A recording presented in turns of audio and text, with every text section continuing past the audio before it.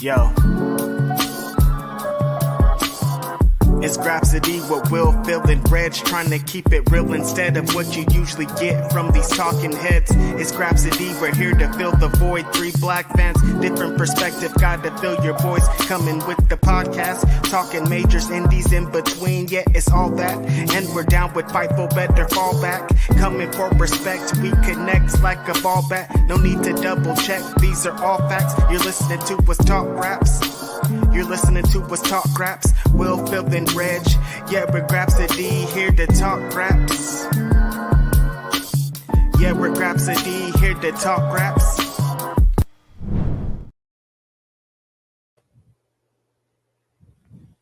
Technical difficulties abound. Technical difficulties abound. It's about to be one of those days. Building. Yeah, we are here. I don't know if Reg could see that, but when I hit the go live button, I got hit with a bunch of red dots. So bear with me to make sure. And it did not. Great. Technical difficulties abound. I was trying to make sure that our stream went up on our account. It did not. So fantastic. Great way to start the day. I don't know why it didn't, but it just like a bunch of red dots popped up at me as soon as I went live. So, and you know, black people don't like seeing red dots flashing randomly against walls and things. We're like cats. It's Grapsody while Phil figures this out. It's Righteous Reg. It's Philip Lindsey. It's your favorite rapper, your favorite writer, your favorite podcaster. It's Saturday morning. You know what time it is. What's up with you, Phil? I'm good. I am just trying to make sure that that people know we exist. That at least there's some way to notify people that we are live via our account, because I don't know why it didn't work. That was weird. We are starting to have technical difficulties. I have a new camera. I got a new camera yesterday. It's a external camera, so I was trying to figure out like positioning and where it goes. Just couldn't figure it out. And the time that was taking to get to the show. But we are here. We are live. I'm excited. It's Saturday. Tonight, I'm going to start it out. West Coast Pro. If you are in the area, if you're in the Bay, South San Francisco, we have a very exciting show happening tonight. It's West Coast Pro. It's Prestige Wrestling. It's Deadlock Pro, the first joint show. It's going to be an amazing one. Definitely, if you're in the area, check it out. If you're not, it's going to be on YouTube for free. Yeah. So what the issue was, for people that were confused why I was looking down, we are live on the YouTube account, but for some reason, our Twitter feed did not go up. It went up on the Fightful account, but it did not go up where all the places where it usually does. Come on. So don't know why it did that. I started and I got in here, and our headline was wrong. I guess. Yeah, I was like, who is JF? Yeah, it got clipped, and so I had to make sure that was correct before we got in.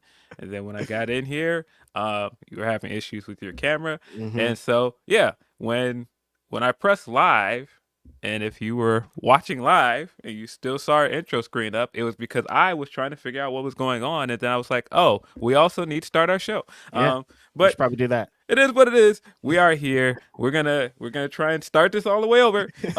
You know what it is, guys. This is Grapsody. I'm Phil Lindsey.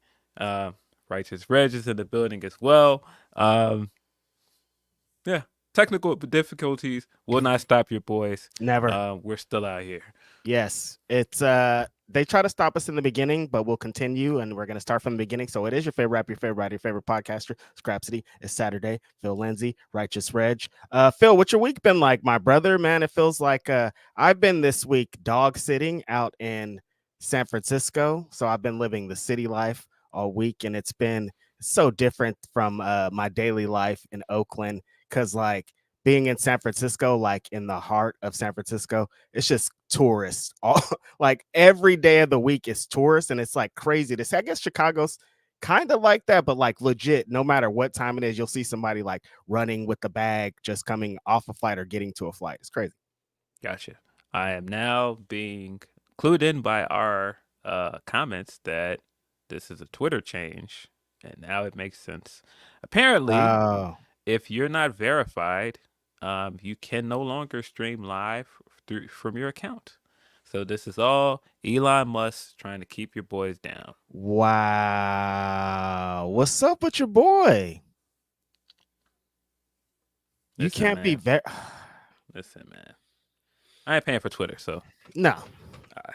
I'm Y'all- gonna they know where to censor my find us. second sentence after that because we're still 11 minutes in. We're not 11 minutes in yet, but yeah, nah, We don't like it. Not doing that. Not a big fan.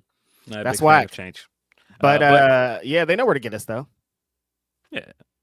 But yeah, it's been a week. Last time we were here, we got off here and somebody tried to take the Don out.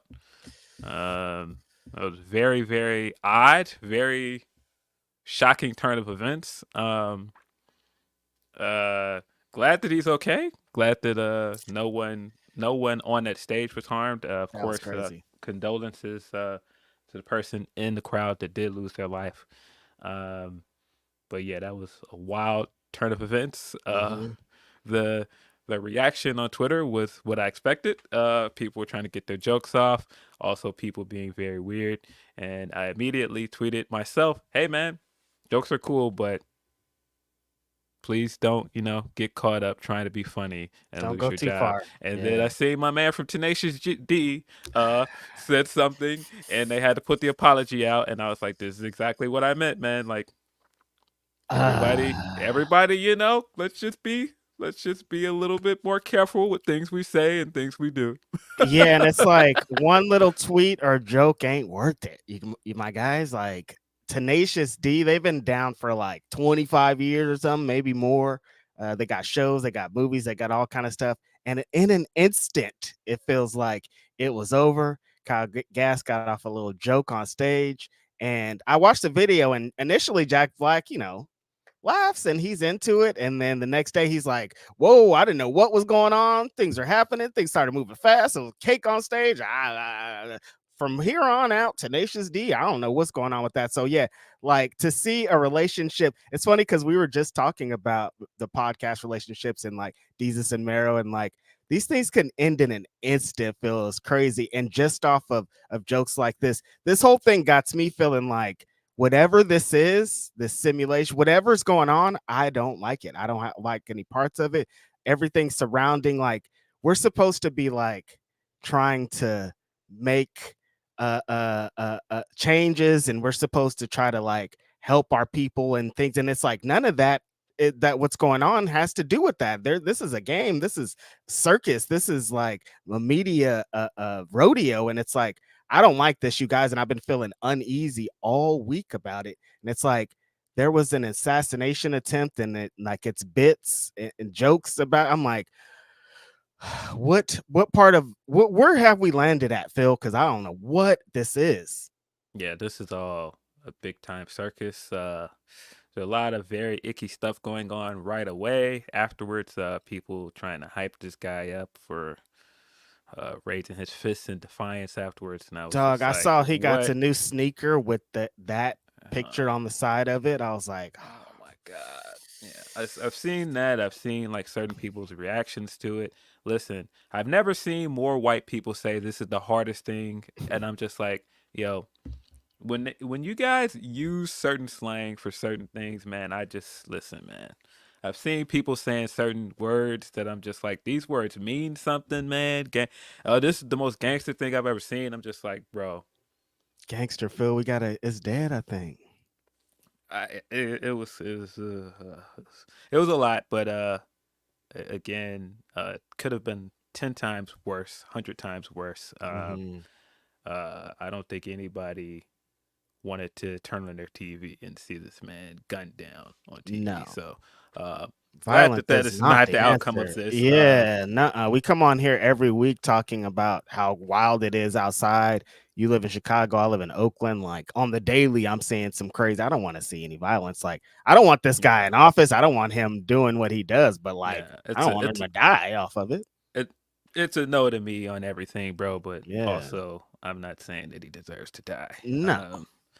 Yeah, but yeah, all of that was I'm like, what's happening here?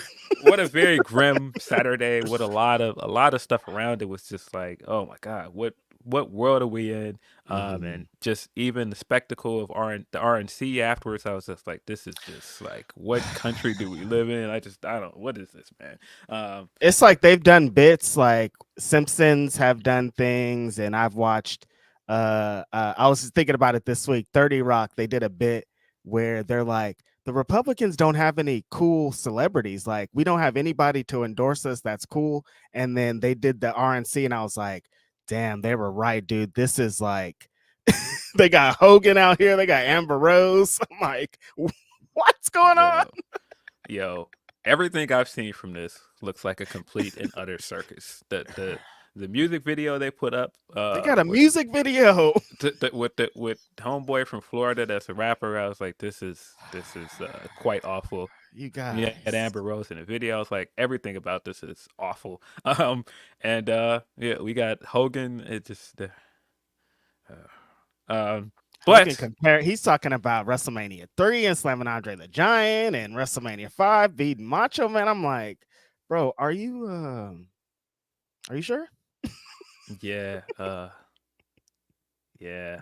And we this is a wrestling podcast. We know the game, Phil, and we are not in at all. Like I can see exactly what's going on here, but I'm out, all the way out, 0%.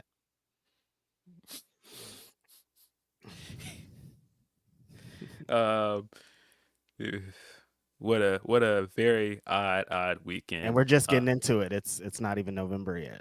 So. Yeah, but I did see some people on my timeline, and I felt a bit like Hogan, but of course, sans racism. And I was like, what's going on over there, man? I seen people over there trying to roast my guy on that other show, and I was like, man, this is where we're at. Like this is where we're gonna start the show. This is where we're gonna start my week. I was all right, and so they took a shot. If they're gonna take a shot at my guy, they tried to roast my guy, and I said enough was enough. Yeah, let Reg live. I would rip this shirt off, but I actually like this shirt, and I don't think there's anything under here. There's definitely not a red shirt under here. You saw how they did me. You saw how they did me, Phil. You saw how they had me. I saw how they tried to have you in a chokehold over there, man. I don't like it, man. They had me on the ropes, my dog. I ain't gonna lie to you. I'm down bad. I'm like, hey, somebody help. Somebody throw in the towel. Nobody was throwing in the towel. See, my friend comes here immediately and defends me. That's the game right here, okay? But I don't like it, man. I seen it and I was like, listen, man, I am a dreadhead guy like my I'm friend. See, they don't understand, Phil. Phil immediately understood. Phil immediately understood. That's the game. And I like other dreadheads know that, a lot of us, we're going to look like we have a big forehead because that's just kind of how the look is when you have dreads. And so it's just, it's unavoidable. And I was like, man, this is how it is over there, huh? That's how we doing things over there in California, man. Like, what's up? California connection. Bro. All right, you guys. Okay, y'all got me. Look, especially when you do a retwist. I had like a fresh retwist. I'm like feeling good walking outside. That's you like things change. I'm getting older, you guys. I don't, look, stop it here. That's just what it is. But yeah, they had me real good. They got me out of here. I'm recovered though. I'm back. Look, I got my bandana on. I know what time. You're not about to do me like this time. Not on my own show over here too. Not on the flagship. You're not about to do me dirty over here. Crazy. Yeah. It's a cold world. Yeah. Real cold world out here, man. They tried to get me, but look, I'm back and I'm outside, and the dreadheads. I'm glad that Phil immediately knew what time it is, and we are always going to stick together. So yesterday, some new music came out. You heard this new I listened to this Childish Gambino a couple of times. You bumped it? I haven't listened to the whole thing, but I like what I heard so far. Very Mhm, creative, a lot of very beautiful melodic music on there. He's back mhm. rapping on some of these records as well. Totally. Um, but yeah, I did not hear the whole thing, but of what I heard so far, I really liked it. Yeah, apparently he's been saying we know for a couple years that he wants to retire the Childish Gambino moniker. I don't know what totally that entails or what it is, but this album felt like this is it. Like this album was like Childish Gambino. I know you guys like him a lot. Here it is. Like here's the swan song. Like it's a bunch of different mixes of styles. Like if you know Childish Gambino, it's like his complete discography. He like made a one album to kind of encompass that. Like there's dope rap records, there's dope pop records, there's some like alternative type records. There's like it's like the spectrum of Gambino. He like runs through it. Like really dope stuff in there. If he's gonna stop rapping, like I get it, I understand. Like what he's doing and where he's at this moment. He's making movies, making TV shows. It's hard to try to continue doing that also and trying to maintain being a rapper and what they expect you to do on this run. They want him to like freestyle and like, man, I'm not trying to do none of that. Listen to this music and we'll move on out of here. But shout out to Gambino. Like he has entered into that like Jamie Foxx level of like what can't he do at this point? Yeah. Will Smith.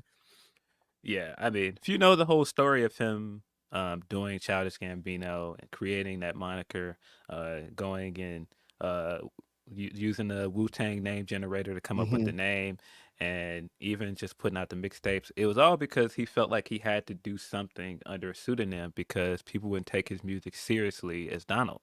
Yeah. And so he needed a rapper name. And so I could totally see him at this point in his career, as big as he is, feeling like, well, I don't need to do that anymore because Yeah.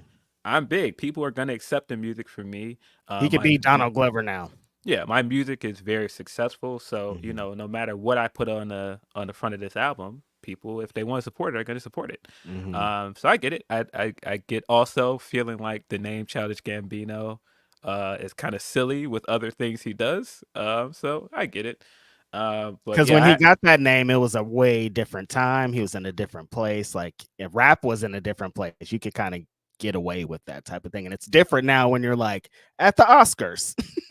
Yeah, everything's different now. I mean, when he initially started doing the rap music and he was coming fresh out of community and people weren't taking him seriously, people didn't know if this guy can go off on his own and have an acting career outside the community. He was trying to write shows, people weren't trying to take him seriously, and I was like, "Hey man, maybe you guys betted on the wrong horse with a lot of this stuff because he's been pretty fucking successful since then, Yeah. man."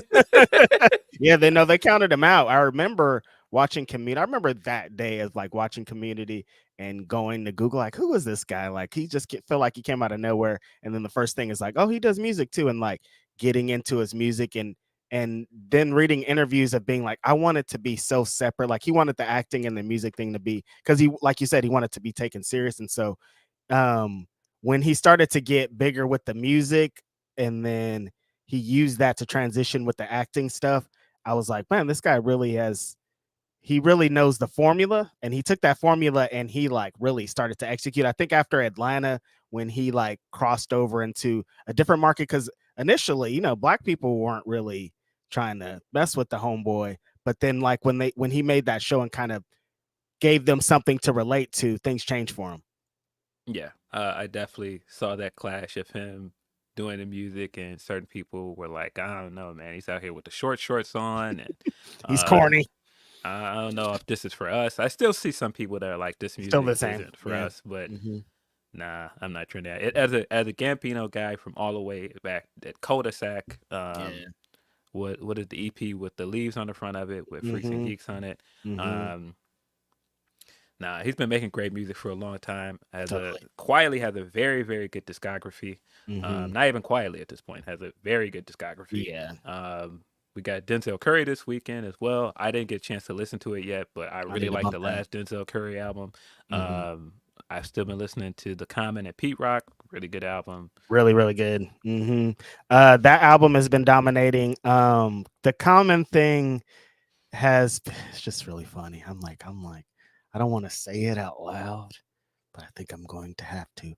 There was a debate on Common and Nas. This coming out of the album. I don't know why, because people just like to compare. And I'm There's a like, debate. yeah, on like who's a better rapper. And I'm like, it's Nas. The issue, I only have one issue with Common, and I can hear it in this record. Common doesn't write anything down. That's like a thing. He like has talked about it for a long time. His process is he gets the beat and he lets it live in his brain. He'll go right around. He freestyles to it. Then he gets to the place and he just what kind of whatever it comes, he freestyles it essentially. And I can hear that because I'm a freak. So like I'm like, some of his verses feel like they're a little too long, and it's just because of the way that he flows, just how the structure of his verses is, just because he don't write it down. He would be the best rapper of all time if he just wrote it down, but I understand his process and why he does it, because he's been successful off of it. But I can hear it and it drives me crazy. That could just be a rapper thing. Most people are probably like, what are you talking about? That's just me like focusing in on bars because I'm a crazy person. I don't know, but album is hard. It's a great album though. Album is really good. I just wish people would give him his flowers like they should. He's had an incredible discography. Yeah. B's in my like top five hip hop albums. Like B is in there for me. Yeah, he's had an incredible discography. I was just having a debate with somebody on the phone that his only real miss to me in terms of albums is Electric Circus. The person I was arguing with was like, no, Electric Circus is a great album. And I was like, boy, I did not care for Electric Circus, buddy. The single was great. All-time great single, one of the best Common records he's ever put out. I want to know who this person you were arguing with. That was Emilio. Okay, yeah, I was like, I thought it would be. I'm like, he would think that album's dope though. But yeah, I kind of understand that. That makes sense. Wasn't a fan of that album because he tried. I think it was just at the time. Questlove talks about it on his podcast of like the creation of that project and like what everybody was doing and what they were going to. They were working on the D'Angelo stuff, so like a lot of that stuff was not D'Angelo leftovers, but like they were in that D'Angelo mode, and Questlove and Common wanted to get on that wave. And that's kind of like what happened. And he clashed into that. It like people didn't really understand what was going on. And maybe it's like an ahead of his time album, you know? Maybe so. Maybe it's one of those things people will go back and go, this was better than I remember it. But yeah, but even if you look at his discography and all of the people he's worked with, he's had parts of his career where Kanye did whole albums for him. He's did whole albums with No ID. Now you have the whole album with J-Rock. He's worked with like some of the like greatest hip hop producers. Of course, has done records with Dilla, was really good friends with Dilla. Dilla slept on his couch. Pete Rock, Dilla, Kanye, that's like legit some of the greatest of all time. He's done full albums, full projects with them. He has that on his resume, and they all went to him. Like it wasn't like he's like, please do a record. They're all like so excited to also be on a record with Common just because he's given up high quality music since like 1994. It's crazy. Yeah. Definitely one of the greatest rappers of all time, in my opinion. Totally. Shot-town. Definitely one of the best artists to come out of the city. I don't think he always gets his flowers like he should, but he doesn't. This album, like I said, is very, very good. It feels very similar to what Nas is doing. When Nas was coming back and hitting you with the whole albums with my man producer that he worked. Hit Boy. And so it feels like we're kind of back to that of those artists working with one producer and having like a defined sound for an album. We don't get a lot of that anymore, and so it's cool to see it. The thing that makes me most excited about it as a person that's getting up there, getting older in age, there isn't a time limit like there used to be on being a rapper first and like making great music. It used to be like, you're 38, you're 40, you're old, but you still kick your ass. You're 36 in a karate class was like a thing. And people were like, oh, Jay-Z, he's an old person. But now it's like Nas is 50 and will put out like a dope album tomorrow if he wants to. Common's 50 years old too. Great albums. Like it just shows me that like there ain't no time. And this is going to continue because hip hop, these guys are the same age as hip hop. Like hip hop is 50 years It's old, and they're both crazy. 50 years old. Like we don't even know how, we still haven't figured out how hip hop ages, because like I said before, we were stuck in the old guy era, but now they've been talking off this Common and Nas stuff of like adult contemporary hip hop, which sounds hilarious. So I'm like, I think I might fit into that category myself, and I'm like, I like it. I'm not mad at it. Yeah, I definitely think we're probably gonna get another Hove album too. I don't I know would think when, so. Yeah, but I would assume we're getting one. I would think so. Yeah. Can't be over. As usual, you can send us your Humper Chats at humperchats.com/Fightful. Of course, you can send us your Super Chats. Pretty sure we already have anything. Start of the show was very distracting, but it was. We got it together. Yeah, we do got a couple super chats, and of course, we appreciate you guys always for submitting those. Tenruza says New Japan was fire with the G1. AEW cooking, please. Motor City Machine Guns can't wait to be at All In. Cardi B went off. No more Childish Gambino? Question marks. What changes would you make to the BET Awards? It's a loaded one. I honestly haven't watched the BET Awards in a while, so I don't know. But I guess I don't know if I'm really the intended audience anymore for the BET Awards, which sounds hilarious. But I don't know. I just don't really watch it like I used to. Yeah, the Cardi thing is really funny to me because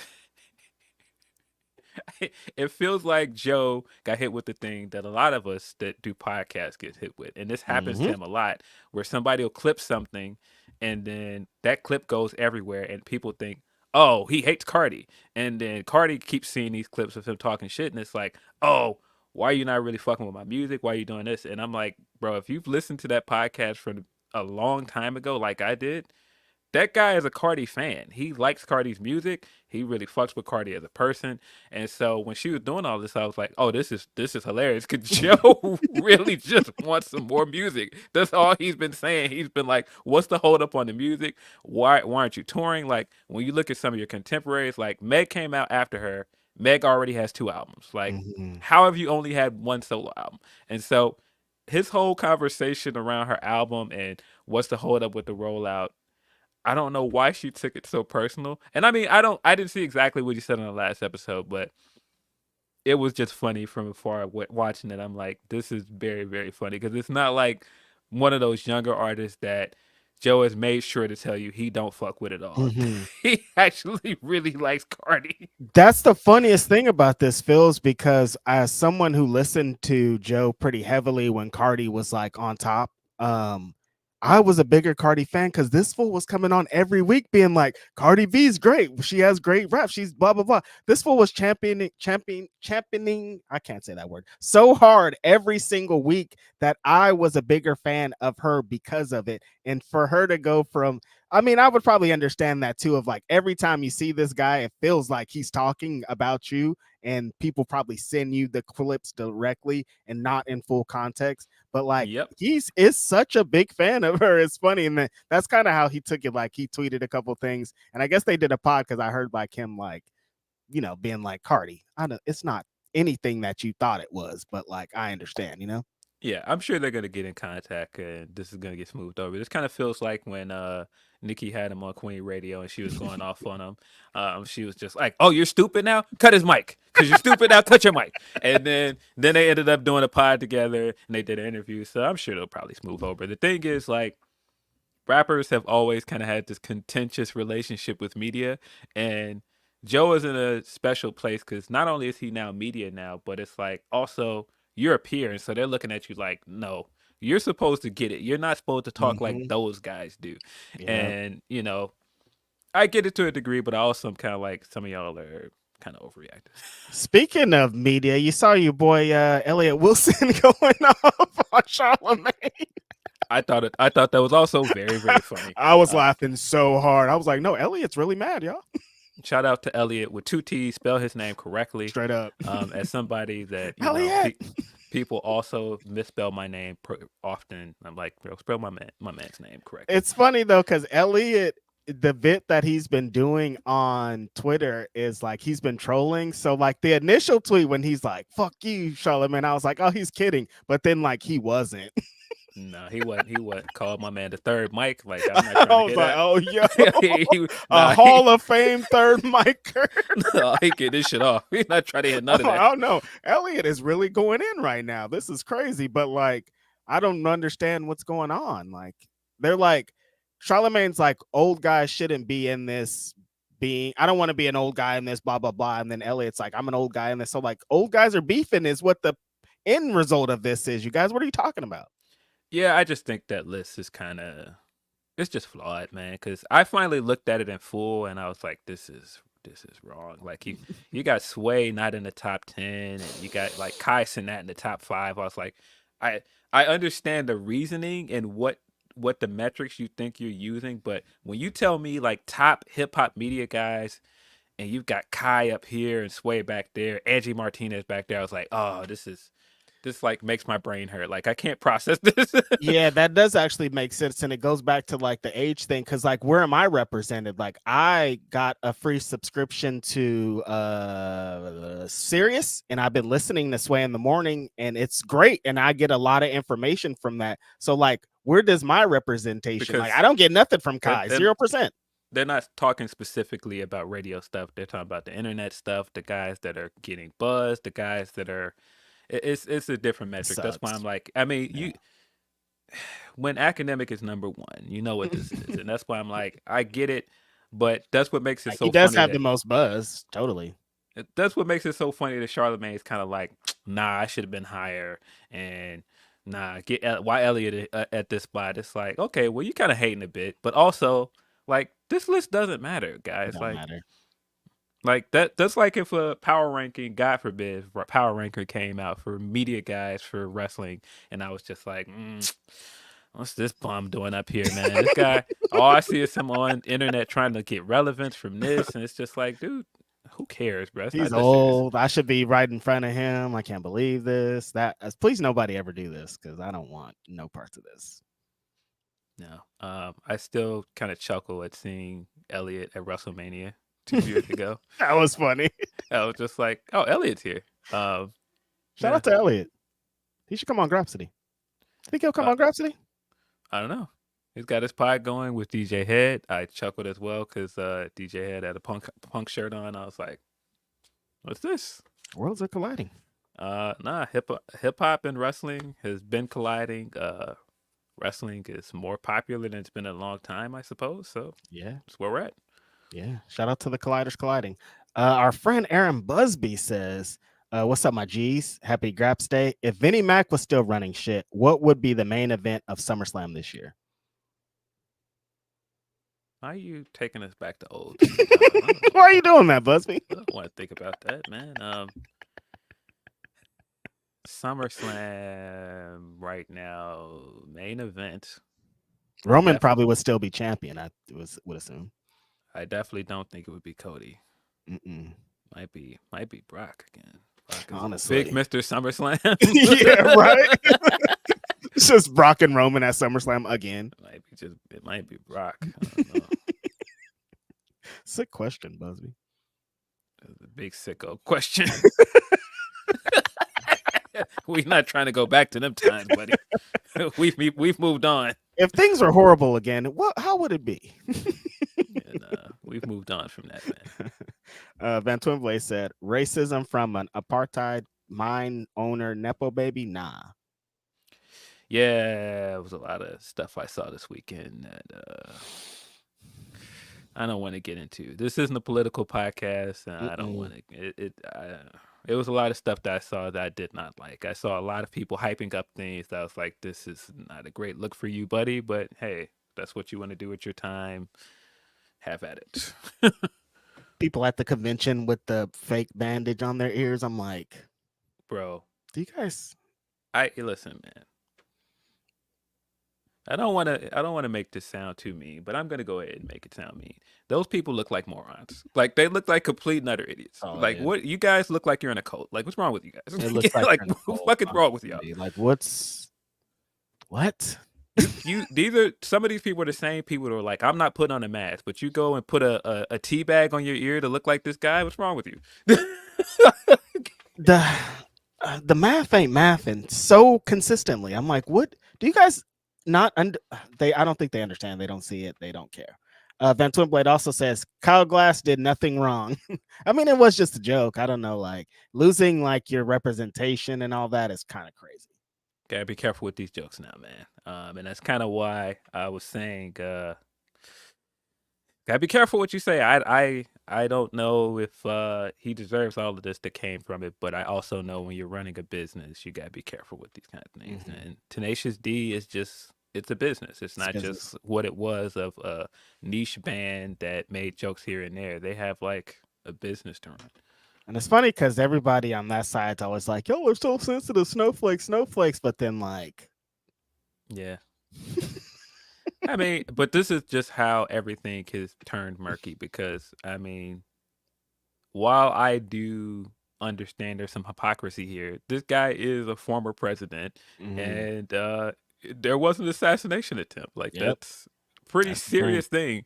And I think if this was anybody else, it would have probably been taken more seriously, but this is just how much he's murkied politics that everything is warped, everything is turned into satire and parody for things, or people have like jokes about everything. And I mean, it's the internet. The internet's going to joke about everything anyway, but this guy has made everything into a joke, and it shouldn't be a joke.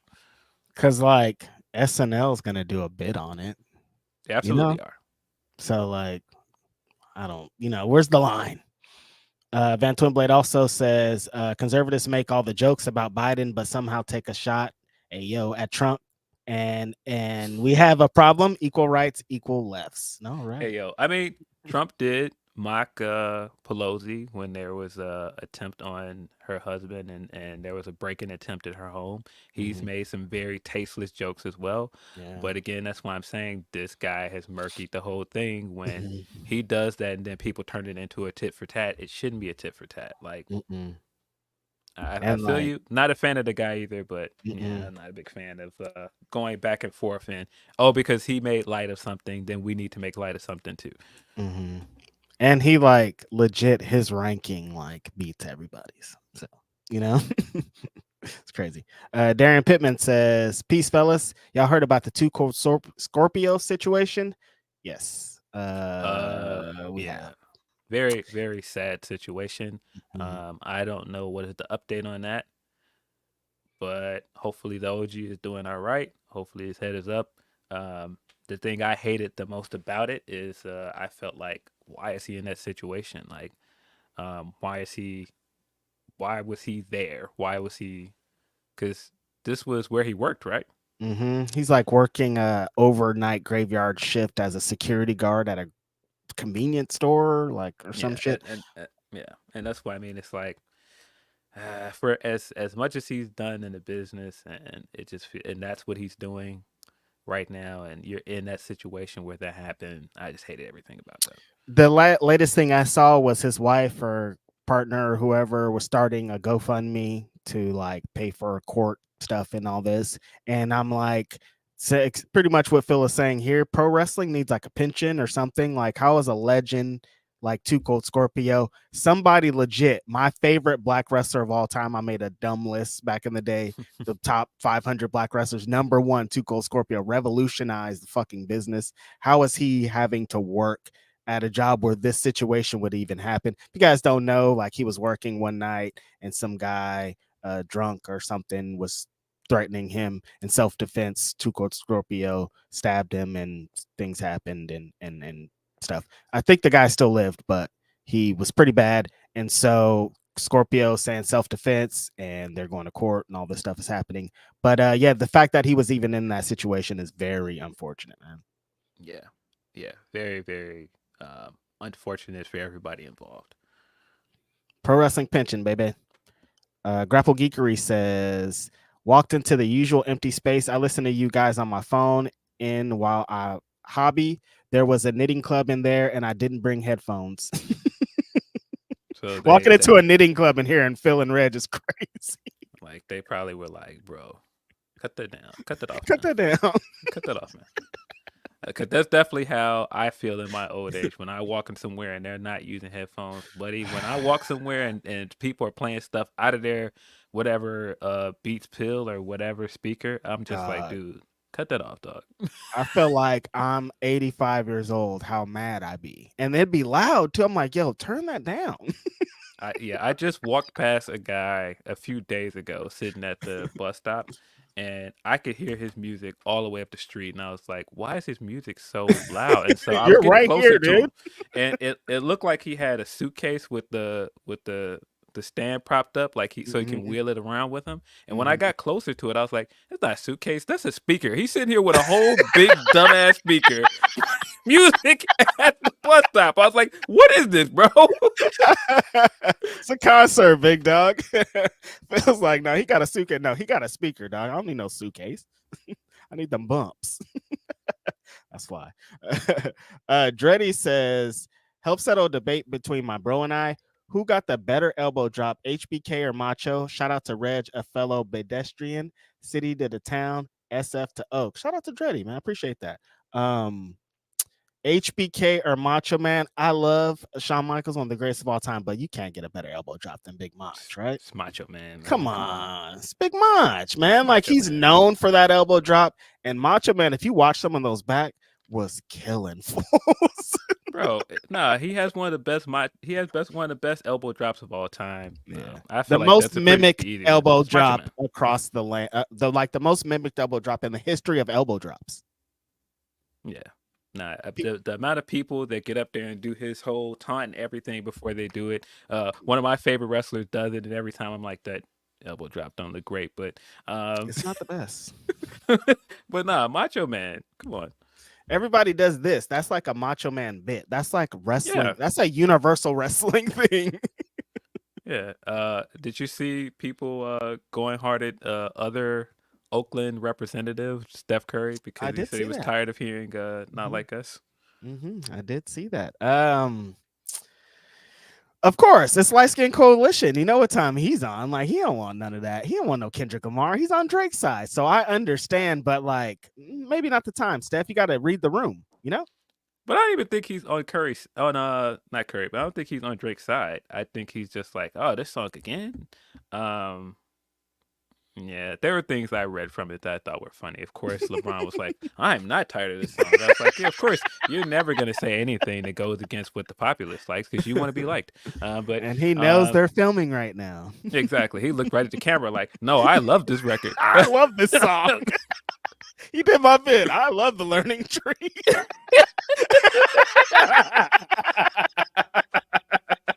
No, so of course, but I thought it was weird that I saw people going, man, he hasn't moved the culture out here at all. I was like, all right, we crossing the line.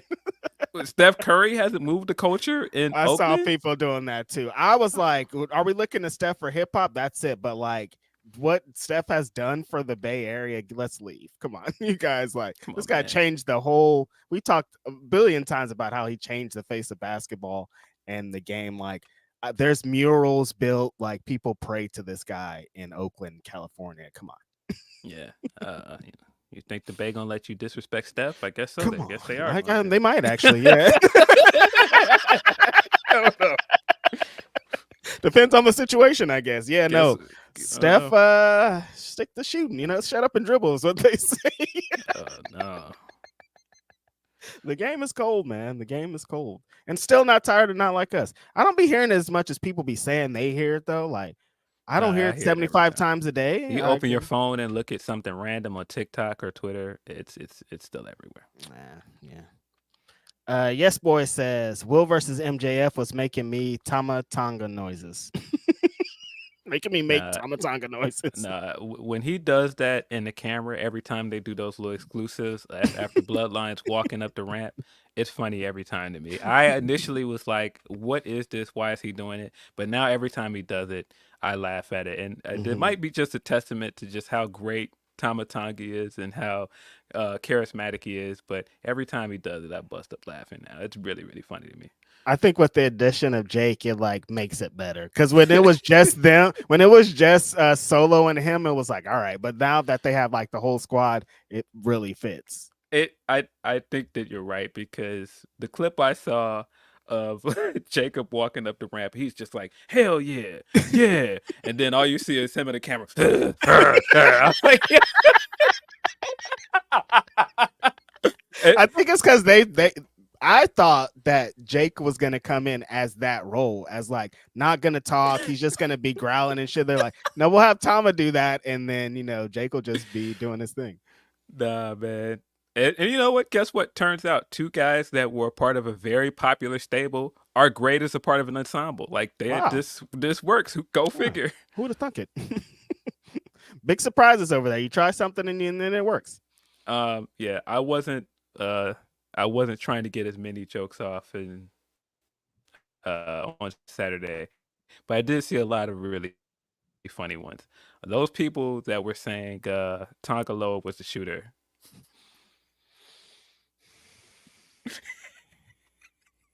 Look, I'm not trying to get canceled. Yeah, y'all gotta chill out. People that were like, yo, Tonga Loa missed again. I was like, yo, all right, man. There's got to be a line, right?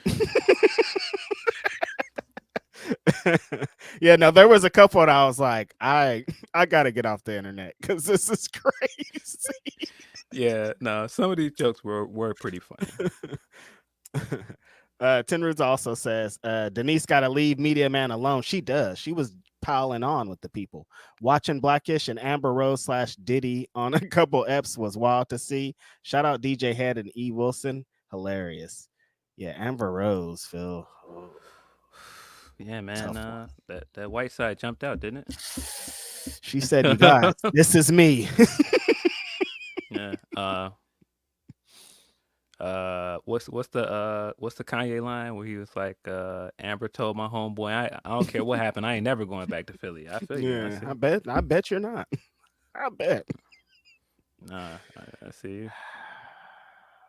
Fame For does what, that to people, man. Fame is a drug.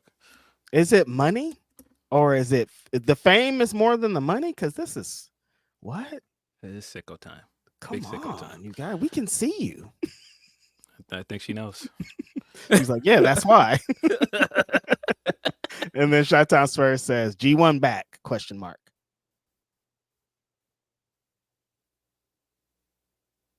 Yeah. Yeah, G1 is back. Night 1 kicked off this morning. I stayed up to watch it. I don't know if my co-host did. Asleep. Still asleep. I didn't even know it was starting last night. He looked around like, wait a minute. There was homework? Who, me? I saw a tweet you talk about Takeshi. I'm like, oh shit, that started. But yeah, G1 did start. I thought it was a fun night 1 for New Japan. New Japan has been in it's been a transitional period because they lost one of their biggest stars in Ospreay, and then lost their top guy in Okada. So just like, how are they going to pick up the pieces? How are they going to transition and rebuild their main event scene? And then they had a few shows this year that were, not the best. The New Japan Cup was a rocky ride. So coming into G1, I was like, all right, this field looks good. Hopefully we get some fire matches. And I thought night 1 was very good. Opened the night with Oleg, who used to be a young lion. He's now graduated up. He has gear now. He has entrance. He comes out with the big winter hat on. I like Oleg a lot, man. And he just seems like he's primed to be a big player. I feel like he's eventually going to be like a never openweight champion or something soon. He feels like he fits perfectly in kind of that weight class / title division. Yeah, totally. When they announced that he was going to be a part of it, the buzz that was kind of around it, and they need guys like this that are like fresh and kind of going to give a different perspective. I think he's going to do pretty big, even with not winning this thing, Yeah, but he did pick up the win in the first match of the night against Ren Narita. Really good to see him get that. Second match, we got Caleb Newman taking on Shota Umino. Caleb is kind of like sort of the heir apparent, seemingly, after Ospreay with United Empire. He still comes out and does the crown. He has the same colors. He's coming out with the flag and everything still. He does an Os cutter as his finisher. So seems like he's kind of carrying that on since Ospreay's left. And so going into this, I said, oh, well, Shota's probably going to beat this guy. Shota lost. And to be quite honest with you, I thought Caleb wrestled a better match. I thought he looked great. Really in the first four matches, first two matches, those four young guys looked really good. But I thought that Caleb worked a better match here, and he definitely looked more hungry. He pulled out a win. Are they doing that like adversity thing with Shota, or what do you think? What's the angle they're taking here? I'm not sure. We're in a very odd spot with Shota. I don't think he's got the presentation and everything nailed down yet. And I think that once he gets that, he's going to be off to the races. Because even when he came out, he's still like trying to fist bump all the crowd walking around, and I'm just like, cool, you're a nice guy. Get to it. Like, but yeah, that's his bit. He's nice. Yeah, and so. Yeah, it's tough for me to figure this out. We've seen them do this with other guys. Naito traditionally starts slow. He loses a bunch of matches, and then he'll go on a streak. So maybe Shota will, get kicked around a few times and then go on a tear and start winning some matches. But in this first match, I was like, man, what's going on? Like, I want to see it, man. It feels like the Stone Cold interview where he's talking to Ambrose. He's like, give it to me. I want to see it. And that's where I'm at with Shota. It's like, bro, I really like you, man. I think this guy's really talented. But come on, man, give it to me. Show me what you got. But then every time I hear it explained out loud, like when I saw the match with Moxley and then I thought about it and thinking about it here, I'm like, that's kind of his bit, though. Like he's the nice guy that's like down and he comes from behind and wins in the end type deal. So it might be that. Yeah. It's kind of where he shines the most. Yeah. But yeah, both of those two young guys picked up statement wins. Good win for Oleg. Good win for Caleb Newman. Then we got Hanare taking on LP. Hanare is super dope to me, man. His presentation, the face tattoo and everything. I think his music is super hard, man. Big Hanare fan, current never open weight champion, and also big fan of LP. I think he's a fantastic babyface. He's transitioned well from Bullet Club. And so this kind of felt like it could have gone either way for me. I thought it was a very, very fun match. But Hanare picked up the W. Is Hanare going to win this whole thing? I don't see Hanare. You don't think so? Thing. I do think he's going to be a big player in this, though. I think he's going to show people what he's got, and he did in this match. He he threw LP around quite a bit. It was kind of back and forth at one point, but towards the end of it, Hanare just ran off with the thing. Shout out to LP. I think he's going to have a great showing in this tournament too. With the runs he's been having in the last 6 or 7 months, and all the matches have been hitting hard. This is perfect for him. Yeah, he had a really gutsy stretch in the match, and so when he lost, they had the camera angle of Hanare like yoking up and raging like, yeah, and you can see LP in the background in the corner like kind of moping like, man, I don't want this to go the same way that the G1 went for me last year or other tournaments. I got to get going, and so I'm rooting for LP. Starting slow, but I'm still rooting for the guy. Then we got my pick to win the whole thing, Zack Sabre Jr. taking on Great-O-Khan, and a pretty strong match. There was a lot of grappling and brawling out into the crowd. Then it broke down into the technical wrestling. I thought it was a lot of fun. Yeah, Zack Sabre Jr. is probably primed. He's one that talked the most about winning this and going on to Wrestle Kingdom to winning the championship. I feel like what we talked about of them needing new stars, them needing a new direction with New Japan. Zack Sabre Jr. feels like a ready-made guy. You could put him in all these positions, have him win this, have him win the title, and he'll be a big star off of it. Yeah, definitely rooting for him to pick up this win. Great Khan started as kind of a joke wrestler for a lot of people, but he'll then have matches like this where he shows he can really wrestle too. Great Khan. Great Khan in Vegas is Great, still a yeah. legendary run. Telling you, I think about that often. I'm like, man, Great Khan was out here. He was outside, buddy. Outside as hell. And we got big boy Jeff Cobb taking on Hiroki Goto.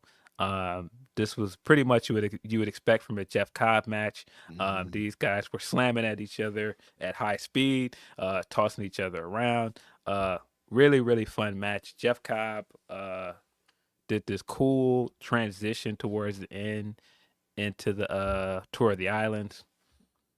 One of the best finishers in wrestling currently to me is the Tour of the Islands. The torque he puts on it, it looks so cool. That little bit of time where Jade was doing, I was like, man, it's just a cool finisher. It is a really cool move, I think, at the end of the day. And the way that he uses his power kind of effortlessly, and he sometimes hits it out of nowhere. It's like, no, Jeff Cobb's one of those guys. Yeah, still need that one-on-one Joe match, you guys. Man, Hanari is another one. After watching, I was like, Hanari versus Joe. Hanari versus Joe is sick. But yeah, this was a great kind of big man fighting spirit match. Really loved it.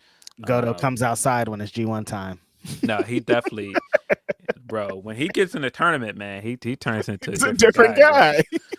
And that's what I love about the tournaments for New Japan is that there are certain guys where you see them in certain roles throughout the year, but then when they get in this tournament, it's like, oh no, that guy's a hooper, man. Right. That's why he's in That's why he's been in New Japan for so long. Right. We got a relatively new New Japan guy, Jake Lee, taking on Sonata. Jake Lee came over from Noah. He's the newest member of the War Dogs.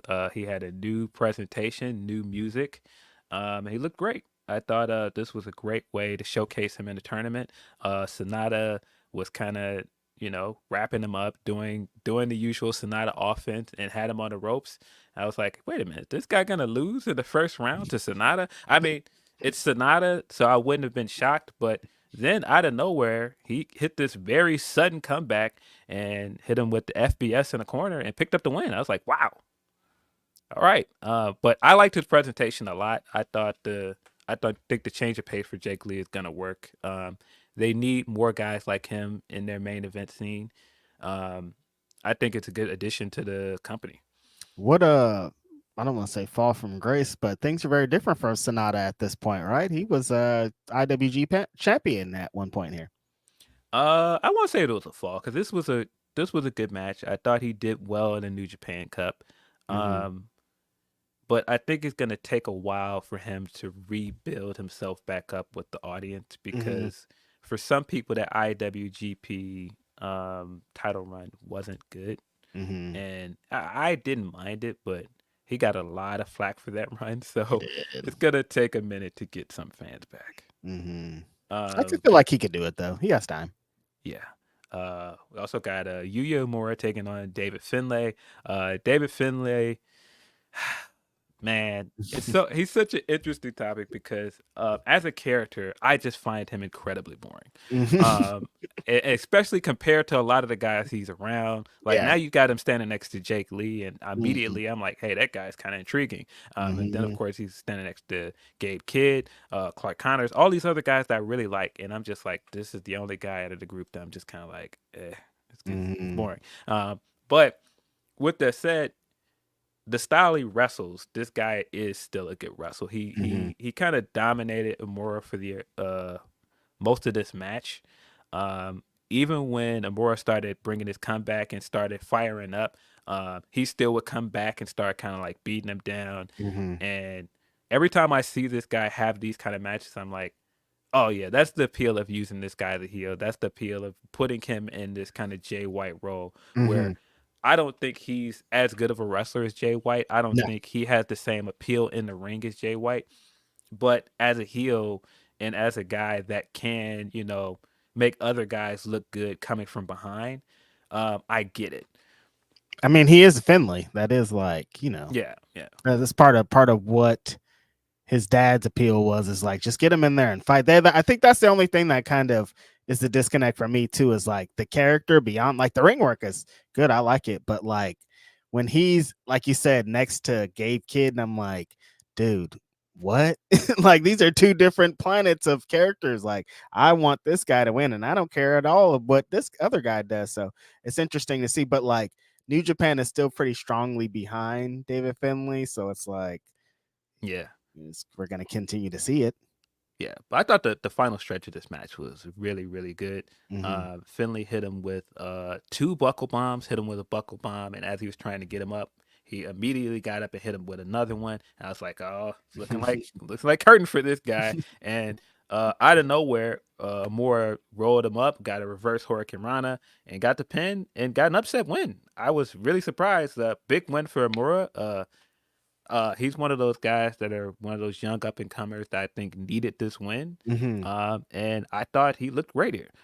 That's great. I mean, they have to continue to build up more of these young guys. And Umura's he was on his excursion for a long time. He's one of those guys that this G1, if he has a really strong showing in this, then the rest of the year I think will be pretty big for him too. When you see this match in the card, I'm sure you're gonna be like, well, where's this is going? We got Evil taking on Gabe Kidd, which I was just like, this is an interesting mix of talent. Mm-hmm. You know what you're gonna get out of an Evil match at this point. But I actually thought this is one of the better Evil matches this year. Okay. It started the way you would figure. Gabe Kidd came in and Evil trying to beat him down. They fought outside of the ring, and then Evil slid in the ring and tried to win via countout. Gabe got some big Gabe Kidd chants throughout this match. He's very popular with that crowd. Go figure, this guy is very likable at the moment. Yeah. And the match itself, once they got going, once it wasn't just shenanigans, I thought it was very good. The last 2 minutes of it were what you'd expect from an Evil House of Torture match. Dick Togo got involved, and he helped Evil pick up the win. I wasn't a fan of the interference stuff, but the match as a whole, I really liked.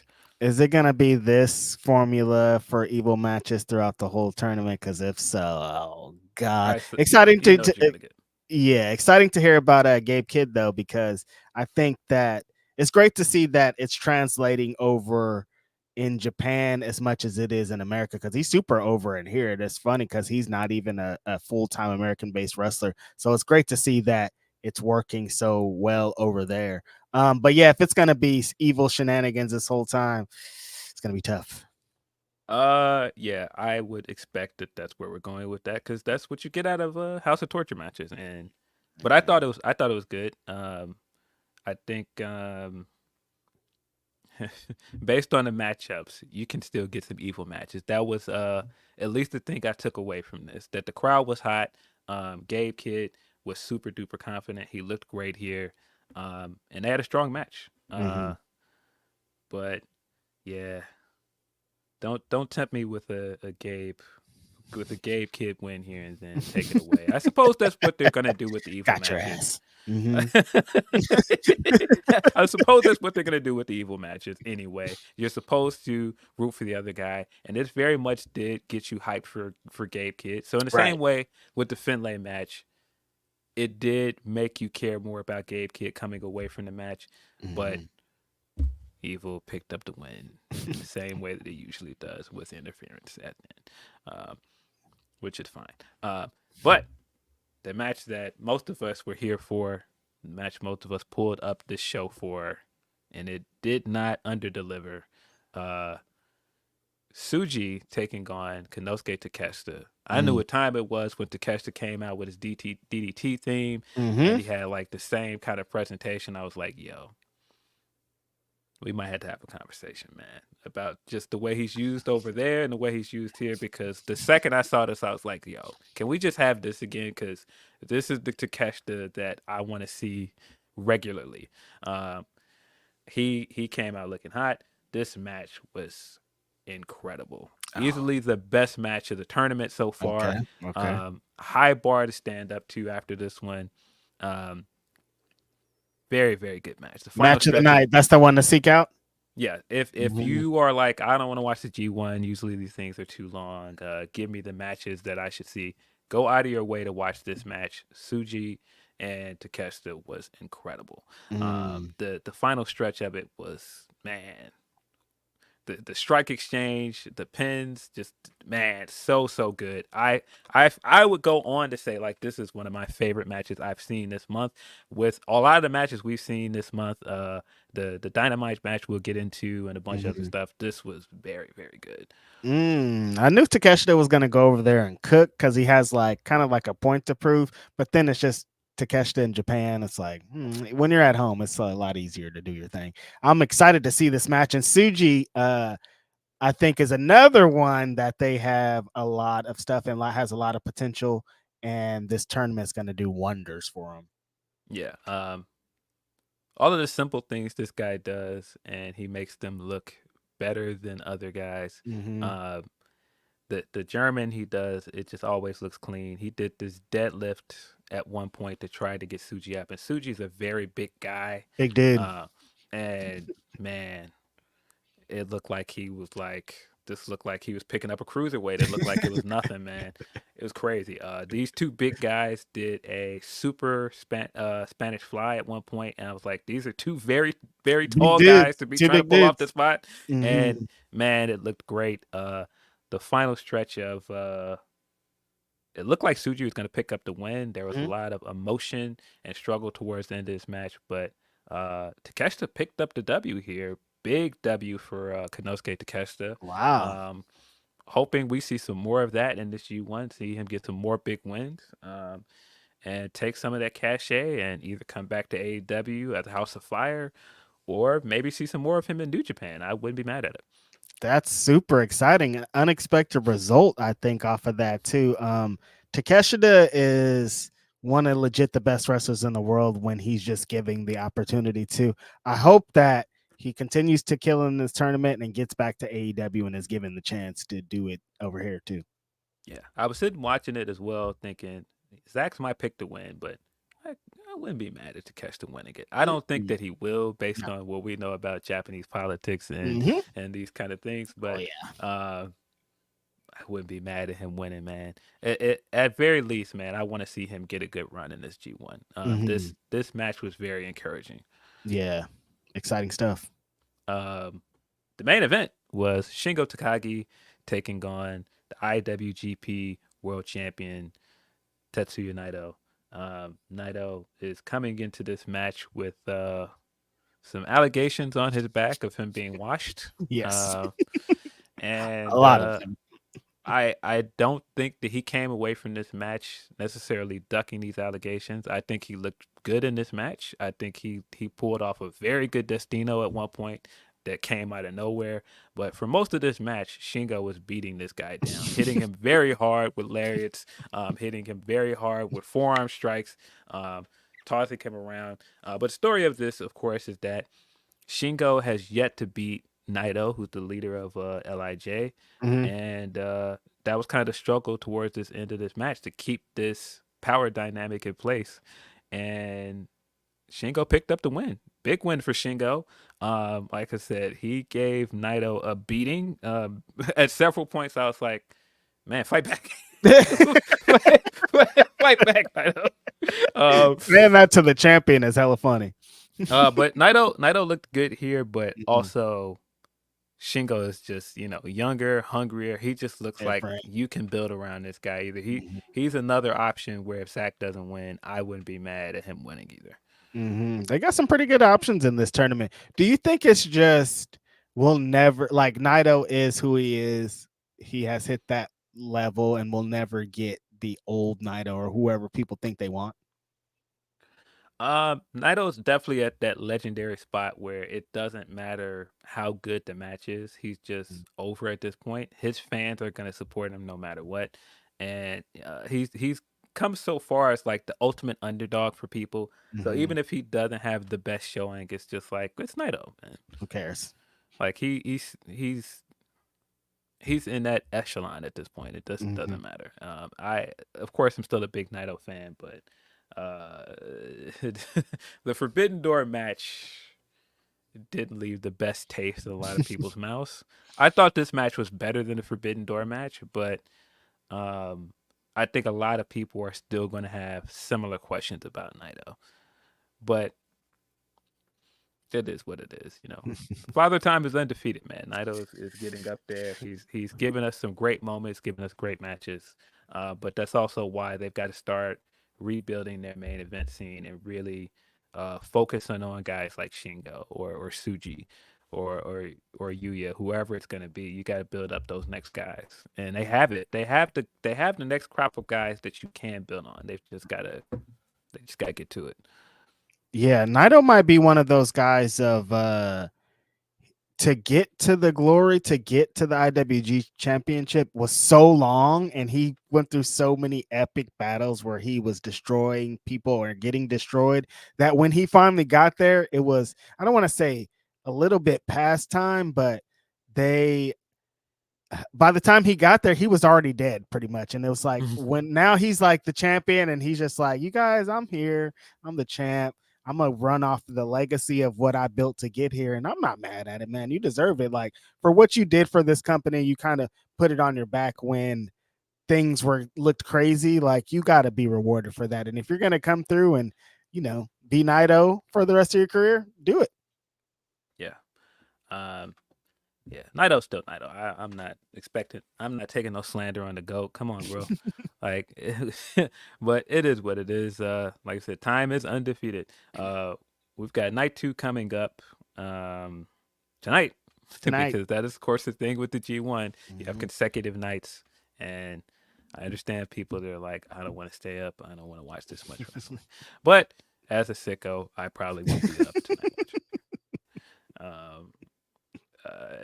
In this round, we got Sonata taking on Caleb Newman to open the show. That should be a good one. Caleb Newman's coming out with a big win, of course, in the first round, and Sonata's coming off a loss. Should be interesting to see how both of those respond.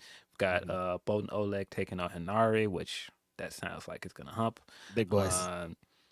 Big boys. Got Great O'Khan taking on Gabe Kidd. I would suppose that Gabe Kidd's going to respond well and get a win after his loss in the first round. Both of those guys don't have a win yet. Neither of those guys have points, but I think Gabe Kidd is going to pick up the W. LP similarly doesn't have any points, taking on Ren Narita. Also lost his first round match.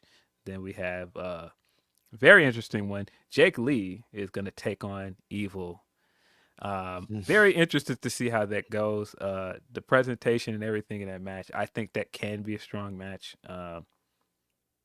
Got Goto taking on Imura. Shingo will be taking on Shota Umino.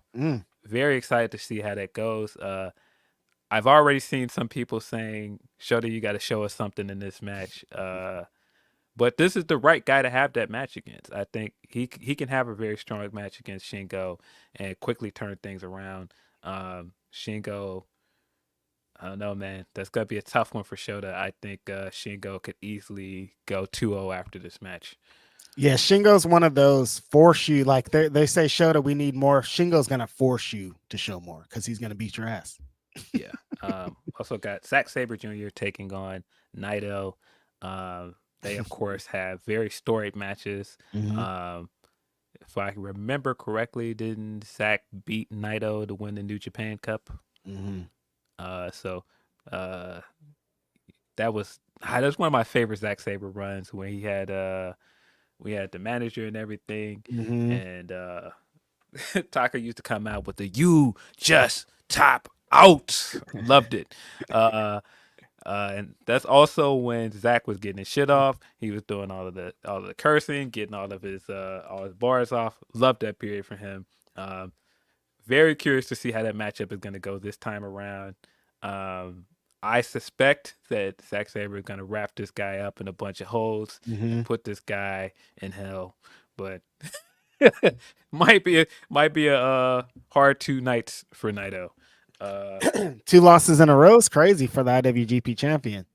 Yeah, I'm not sure if he may lose 2 in a row, but of course it's Naito, and Naito, I feel like, does this every time to us. He'll come out and He'll lose a bunch of matches, and then all of a sudden he'll turn into that guy once the fourth quarter starts. But the main event will be Yota Tsuji taking on David Finlay. I don't know what to make of this one. A very interesting matchup, but Suji is looking for his first win. Finlay also took that loss to Yuya Uemura, so will be cool to see who comes out of this with the W. It's a pretty strong card tonight too. Yeah, very strong card. Like I said, I thought night one was very fun. Great way to start off the tournament.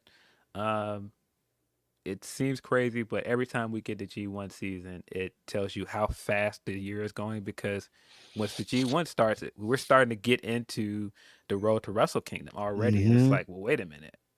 2024 is almost over. This year is flying by, you guys. Like, it's already July 20th today. Like, half the year is already over. Like, what's going on? Yeah. It's scary. Yeah, crazy. G1, baby. That's exciting. I'm going to probably watch the one tonight. Let's get into a couple of more super chats, and maybe we'll get into some humper chats too. Dreddy says, I know y'all don't F with the dead man like that, but his recent podcast with Midian and Godfather were pure comedy. Midian said he wrestled in WWF on acid. Somehow does not surprise me. I'm not surprised at all. That makes a lot of sense. I actually did watch a little bit of the Godfather and Undertaker one earlier this week, and it was really funny. No lie. Yeah, I mean, it's not so much that I don't mess with Taker. Taker actually got me into wrestling. But it's just, towards the end of his career, I could Taker leave some of the Taker matches and some of the political stuff I wasn't the biggest fan of. But, Taker's still a legend, man. He's still a guy that has a lot of wisdom. It's interesting seeing him in this chapter of his career where people want to talk to the guy behind the character, because I'm so used to him keeping up the illusion. So just the idea of him having a podcast just sounds crazy. But I get it. I thought of all the guys that could have a podcast in futures. Like, he can't though. Like, you have to protect that character to the end. So it's still weird of like watching a show and he's like, and yeah, then I tombstoned a guy, and then that night we drank 40 beers, and it's like, what? Bro, he's doing YouTube. He's doing the YouTube face now. He's doing the streamer face. Man. It's over. Dog's doing the illusion's dead. I'm like, damn, Undertaker. Nah, man. Childish Gambino's gone. It's over. It's just Mark now. It's just Mark now. Shout out to me, Mark. You out there getting money. One Dead Man show's crazy. He does like 1 million of those a year. Like, Dog's capitalizing off that Undertaker gimmick. Grapple Geekery says, I packed up and headed out to run errands though. Oh yeah, totally. Probably should get out of there. Tenruza says, Grapsody live guest goals: Rick Ross, the Bigger Picture Crew, Ricochet, Kendrick, Westside Gun, Michael Oku, Ruckus, Reg the Nana track Aspire. Favorite R&B albums. A couple of those are doable. A couple of those are man, very ambitious. You are shooting for the fences on some of those, man. Listen, I would love to get a bunch of those, but some of those are swinging for the fences, buddy. We've interviewed Michael Oku. We did have Ruckus on in our first year, didn't we? Was that our first year? Yeah, I think that was. We didn't have those guys on live, but we've interviewed both of them. Yeah, Ricochet, Kendrick, I would love to, but like, let's come on. He don't interview with nobody.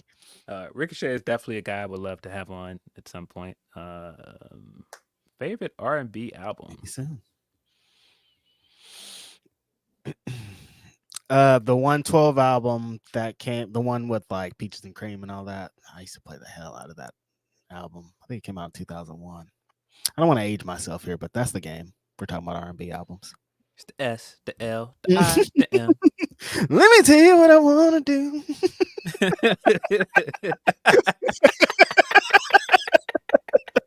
What a time, man. I'm saying, man. I don't know if you watched it, but that NPR Tiny Desk with SWV, man. Oh, I haven't seen it in full yet. Fire, man. They still sound incredible. Yeah. Voices still sound amazing. They got a bunch of hits, man. So many. When they were going through all of their records, man, so you forget, good. Huh? At one point, they're doing like the set monologue, and they're talking about, they got in trouble for this record, but we were always known as women for letting you know what we want, and they got into "You're the One," and I was like, oh, "You're the One" was like crazy Dirty Mac, and like, yeah. When you really think about the words of that song, that is kind of crazy. Like, yeah, I mean, a lot of '90s R&B is just Dirty Mackin, so that's the game. I guess the R&B in general. Nah, telling a guy you're the one, and they're in a relationship, like, that's crazy. It's the game. Yeah, come on, man. What your girl don't know won't hurt her. That's crazy. That's crazy to say. That's crazy as hell. All-time great R&B record. I'm gonna have to watch that. No, very, very good. I have drawn a blank. Favorite R&B album? I don't know. There's so many. Like oh, Confessions, I guess, if we're talking about albums, honestly. It's probably the one. Very good choice. I don't know if that's my favorite. Ursha. I forgot a lot. He's another one. Also, Tiny Desk was fantastic. Yeah. I don't know if I have a favorite R&B album, guys, because I'm having a hard time coming up with one. Right. We'll get back to it. Ask us that on Ask Grapsody. Burgov says, happy Grapsody Day. Watching the newbies to wrestling in the IWC realize their faves were pro-Trump really cracked me up. I don't know what they expected. Yeah. A lot of them are hiding it, and some of them stop hiding it, Phil. Yeah, that's what Hogan told you when he got on that stage. Like, nah. When they tried to take Donnie out, I had to let y'all know where I stand. Y'all needed to hear my voice. When they try to take my president out, y'all needed to hear my voice. And like, did we? Yeah, bro. Not just my president. My man said my hero. Yeah. And like we know, like you're talking like your voice, like what's Hogan? I wonder what Hogan thinks. I know where you stand. You don't have to say. You don't have to stand on stage and talk about it. Yeah.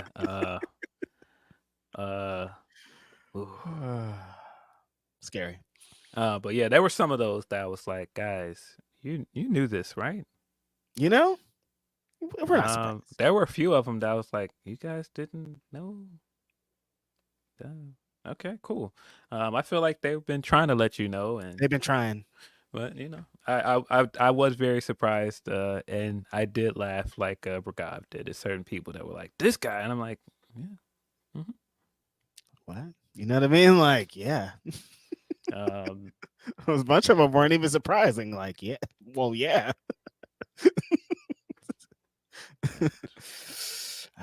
But you know, teach their own.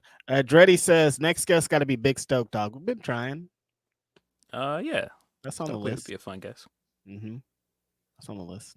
That's all of our super chats. Appreciate y'all. Let's get into some humper chats. Compton in the house. Water bottle. So Will, that's still turning for me. It's loading them. Come on, man. Come on. Will of morality, turn. Tell us the lessons that we should learn.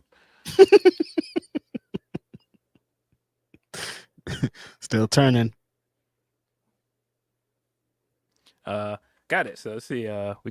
We got some humper chats. Of course, appreciate you guys as always. If you want to send us your humper chats, humperchats.com/Fightful. We got two here from Arduit. He says, for Graps, happy Grapsody Day. Y'all focusing on the G1 because the rest of the world is effed. Hinari is dope as fuck. That match with Gok and Zack Sabre was fantastic. Don't really watch New Japan.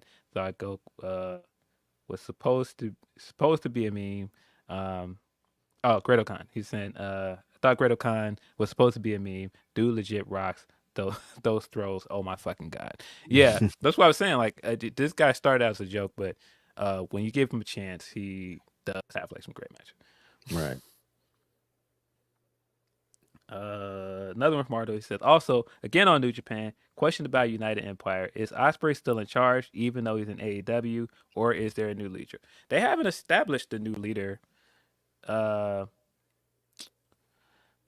don't know. They haven't really established a new leader yet. They're still a stable. Hanare still wears the colors. TJP still there in there as well. I don't know. I don't think he's leader technically. He doesn't ever reference it. He still comes out and does the hand gesture, but he doesn't ever really talk about it. Maybe it's just like spiritual. He's a spiritual leader. You know what I mean? Like he's not the leader here. He's not going to be here. Never going to see him again. But like he still represents it. And like when he gets away from Don Callis, eventually they're going to get it back together in AEW. I would think so, right? Yeah. I mean, Kyle Fuller doesn't wear the colors at all anymore. No. In AEW. So I don't know. I don't know what the structure for that is. And I mean, even if you look at the way Ospreay carries himself, his gear and everything, he doesn't really come out with the United Empire gear anymore. He doesn't even do the original United Empire heel theme anymore because he's not a heel anymore. He's a babyface. True. But yeah, I don't think they've officially established a new leader yet. There have been guys that have kind of stepped up to the forefront, but I don't think anybody's officially leader yet. Right. Should they? I think they should. I think somebody should just go ahead and stand it as the new leader. Say that's especially me. If you're going to continue to make it a unit in New Japan. You need somebody over there that's leading it. It's like if Finn came over here and AJ never stood in his spot, like where would Bullet Club have been? You need somebody that stands in front as the leader. True. From Tony P, he says, so why has Uncle AJ been given a second Petty a Week award by me? Of course, it was for calling out toxic fans for gatekeeping his move, which people have been using for years now as an homage to him. The jerk still tried to tell him he was wrong too. Fans are the worst. Yeah, fans are something else, man. Trying to explain to the wrestler why he's also wrong is insane. Yeah, what a turn in events. I didn't think the internet could get there, but yeah, so based off of this, there's a transition spot, they called it. They said that Ospreay hit Styles Clash, and everybody was mad. The internet was mad. The creator himself of the Styles Clash came out and said, guys, shut up. I don't care. Like, that's cool that he did my move. Like, he's paying tribute to me. Like, what do you want? And people were like, no. But actually, like, how are you gonna? But actually, the fool that created the move. But actually, the guy that actually does the move, one of the best wrestlers we've ever seen, is insane, boy. Like, what? He created this, and they're like, nah, you can't though. All right, man, y'all got it. Yeah. Wild. Speaking of AJ, it could be a transition move. Also, that's another topic for another day. I don't know, man. This is where we are. People use super kicks as transition moves. People use Canadian destroyers as transition moves. Like, it's not that deep. I wish people would chill out. Yeah. But yeah, speaking of AJ, AJ's been having quite a year. He was another guy at one point. People were trying to say my guy was washed. Oh, he's not really doing nothing no more. And he's come out this year and had 3 very good matches. Yes, he has. 3 top quality matches, 2 title matches with Cody that I really liked. And then last week he had the match with Marufuji. I didn't get a chance to see the match before we started recording. We did 4 hours of podcasting. So even if I watched it, I don't know where we would have gotten time to talk about it. But I did get a chance to watch it. Very, very good match. Marufuji, of course, is a Japanese legend. This guy has been a junior heavyweight everywhere he's gone, multiple time heavyweight champion as well. He's kind of he kind of has that same career trajectory when you think about it as AJ in that vein, where AJ started as like a flippy lightweight guy, and then he eventually turned into a heavyweight. Yeah, this match was interesting because it was kind of like a mutual respect, like both sides of the company, like it feels like Noah had their pick of, a good amount of WWE guys, and they were like, AJ Styles, we don't care who's out there. Like, can we have AJ Styles? You know what I mean? Like they wanted him, and like Marufuji wanted the match. So I knew they were gonna cook. And people try to put the washed allegations on my homie Marufuji, and I'm like, y'all don't even be. You can't see one match from a dude, and you haven't seen another one in 15 years. But oh, he's washed. Like that's not how that works. And like people work different styles, they work different ways. I saw Marufuji work Titus Alexander at West Coast Pro, and he killed it. I'm like, oh, this guy still got it. So I knew like going in with AJ was going to be crazy. AJ is huge. AJ is changed his style and is he's been great for 20 plus years at this point, but to like essentially change your whole in-ring style and still be as great is amazing. Yeah, I wasn't sure if we're still gonna get some of these matches. I mean, we're only a year removed from the Shinsuke match last January, and I was kind of like, I don't know if we're ever gonna see anything like this again. This seems like a one-off thing. It seems like they did it as a favor to Shinsuke because he really wanted to do the retirement tour with Muto. And I was like, hey, this is kind of a cool thing. It's good that wrestling is in this place that they allowed this to happen. But now we're getting more WWE guys going over there. I never thought we would get this match in Noah, AJ making his debut over there, Pro Wrestling Noah. As a WWE superstar. Crazy. Even when he was coming down, it was just having this clash of memories of him coming out with the mask and like kind of his similar gear that he wore in New Japan, but also having his new WWE theme. I was like, okay, because I like immediately when you see him, like I'm thinking of him like in the dome, or thinking of him wrestling in New Japan, but also like with like the Bullet Club theme or his theme from New Japan. And so I'm not the biggest fan of the WWE theme. I was like, man, we just bring back down 1-9. That's cool. Like I get it. I get like, you know, he's a heel, so he has like a heel theme now, but I'm like, I don't know, man. You could just give us back down 1-9.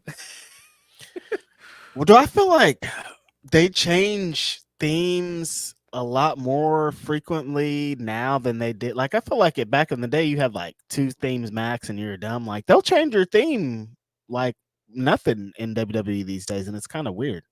Yeah, it happens quite a bit. I was watching last night and I just was reminded, like, I'm like, I don't know nobody's songs. The music is not very great.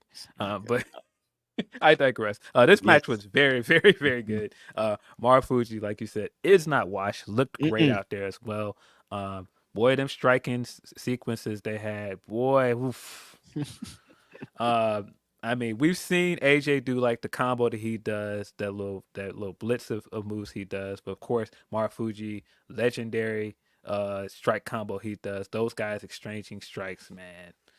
So cool. That sequence where they went into their combos and ended it with that Pele kick. Super hot. AJ faking Marufuji out to go for the 450, still catching those knees to the stomach. Man, the torture rack bomb that he pulled out. Some of those moves that he's doing now, I'm like, man, we ain't seen AJ pull out this arsenal in a minute. Right. Well, he can now because he's buff. I mean, letting you know, man, I this might be the last run. But just seeing this year and possibly seeing this being the last full-time year. Well, not even possibly, it is the last full-time year for Brian. And I gotta assume AJ is gonna start wrapping it up soon, and seeing these 2 guys still wrestle at a high level is, man. Yeah, it's a blessing, man. It's really cool to see it, man. This match was really, really good. That finisher, man. Like I said, not only was this match good, but just watching that last stretch of them trying to jockey for position to get the finisher. AJ was trying to fight into the Styles Clash, and Marufuji kept trying to fight out of it. He kicked out of it, rolled into a sunset. It looked like he was going to try and roll him up for a pin. The way AJ rolled out of this thing looked incredibly smooth. Rolled him up, power bombed him, got him back up. Styles Clash, got the W. AJ's one of the best wrestlers of all time, man. He just far and away. Like, he's still so great with those transitions, man. The way that he still creates moments like that to get into the Styles Clash is like you're still coming up with creative ways to hit this is dope. Yeah, really, AJ really, Styles, really man. good match, man. Go. I can't say enough good things about this match. It's one of my favorite matches this year. And AJ has had at least two of my favorite matches this year. I think this match and the Backlash match were exceptional. This is funny kind of off of that same night there was a match. Our homegirl Io Sky was out in Japan, and what Io said after the match of like essentially like I can't do this over there, so I did it over here. I was 100% over here because I can't be 100% over there. I was like, that's interesting. And then you see AJ over here, and you're like, well, he don't be wrestling like that a lot of the times in WWE just because he's not allowed. But it's I hope that this leads to more crossover in that direction. Like I want to see Marufuji over in WWE now. I want to, you know what I mean? Like, is it going to go the other way? I don't know. Yeah, I don't know, but yeah, that is a good point that we do see less constraints when guys go and wrestle somewhere else. Because I mean, man, that Shinsuke match last year had people like, "Yo, wait a minute, maybe y'all need to be doing more with this guy because this match was incredible." And maybe then, Shin's not washed. Yeah, then that pretty much didn't lead to much, but it didn't. It was the same thing here. Like seeing AJ in the Budokan, man, what a moment. He looked great. And then, like you said, the Io match with Utami was very, very good as well. I think that's one of my favorite women's matches this year. Io, of course, is a legend in Japan. Yeah. Incredible run with Stardom. Ace of that company at one point. Held just about every title there was to hold over there. And then Utami, who had a great run in the same stable, Queen's Quest, is also excellent. Great young wrestler coming up. So this is a legitimate dream match. And Io brought it, man. Io's had good matches this year. Io is another one where I feel like the presentation and everything is together. Love her theme song. Every time I hear it, I'm like, man, nah, that's one of the bangers, man. Her theme is dope. Yeah. Do results matter to you? Like, because like the initial thing when they announce these matches is always like, well, the WWE person's not going to lose, and neither one of the WWE persons lost. Does that matter? No, I mean, I don't think it matters with the story that they're telling with both of these two wrestlers. Because with the Utami thing, it feels like you could easily revisit this match somewhere down the line. And for her, you know, she idolized Io. Io was the one that started the faction that she got in and really made her claim to fame in. So it was kind of one of those, you know, getting past your mentor things. And seeing Utami hang with her was the story, but her not being good enough quite yet to beat her, that's fine. That's the story. I don't think she needed to win this match or it's bust. I thought that the match was very good. I thought they both looked incredible. Utami's, like I said, an incredible talent. And Io is Io. I mean, those those transitions she was doing at one point where she was getting into her flips and like turning around and like posing for the crowd, I was like, nah, she's in her element, man. Io in Japan, different. Vibes, but I want to see Io in Japan in America. You know, why can't I see that on Friday nights or Monday nights? Yeah, different vibes, man. Yeah, I mean, it could have easily went either way, but I wasn't mad at it. The match was really, really good, so I didn't come away from it like, no, Io's got to win. I mean, Io's got to lose. She got to build Utami up. It just didn't really matter to me. The match was so good that I didn't really care. Gotcha. That makes sense. But yeah, excellent match. If you have not seen either of those matches, I would say try to pull those up. You can see the Mari Gold show on Wrestle Universe, and you can see the Noah match on the same place. So this is so weird, man. It still feels like we're just talking about these matches just like casually on this podcast, but like this is a huge deal, man. Like this legit wasn't a thing for so many years. And those two matches happened on the same night. That's why I'm like, it's crazy. We came in here last Saturday with all this stuff to talk about, and that morning we had those two big matches in Japan that I'm like, when are you gonna get enough time to watch both of these matches? I'm like, I got up this morning and watched the G1 and then came in and did this. I couldn't imagine like having two screens up trying to watch both those matches last week. Wow. But yeah, just to know that WWE specifically is doing that, even I'm sure there's some shady dealings behind it. It's still cool, man. Like seeing AJ Styles and EO in Japan in big high profile matches. We're gonna see more. I'm excited. Yeah, the Mario show in general was pretty good. We also got the Julia match with Sari. Wasn't quite as good as the EO match with Utami, but it was still a very strong match. A lot of talk around Julia again, as always. Yeah, Julia, of course, is coming back after the wrist injury. Sari targeted that injury throughout the match. The finish was a little anticlimactic to me. It was fine, but it was a little bit like, okay. I think it felt like they were just starting to get going, and then they did the referee stoppage at the end. I was like, okay. Maybe they're afraid about Julia's wrist, and they don't want to do too much. Yeah, but I mean, it was. I thought it was a very good match. It feels like this is probably like the first chapter. I feel like maybe we're gonna get another one. Said Julia looked good. Of course, the story in this is now that Julia is healthy, when are we going to see her pop up over there in NXT? They're talking about her a lot on the NXT show this week. Yes, a lot of stuff we saw as well with the Stephanie Vaquer stuff was very interesting. Stephanie also talking about her a lot on this show on the internet a lot since. I've learned a lot of stuff about Stephanie Vaquer, Phil, that don't have to do with her. I'm like, why? Yeah. But you know how this goes when wrestlers sign over there. That's usually how this goes. But yeah, she's been on the internet a lot. I laughed up a storm at certain people going, "Oh man, they're already treating her like a big deal." I'm like, she was on a house show, guys. It's fine. It's cool. I know it was in Mexico. Great. She was on a house show. It was a house show. See, this is how you're supposed to treat her, even though she just headlined a pay-per-view against Mercedes. But yeah, I don't know. Whatever. Yeah. She did a house show. Yeah, she's doing 10,000 in Mexico like every Friday for like the last 3 years. No big deal. Did a house show. Did the house show entrance with like some stock music.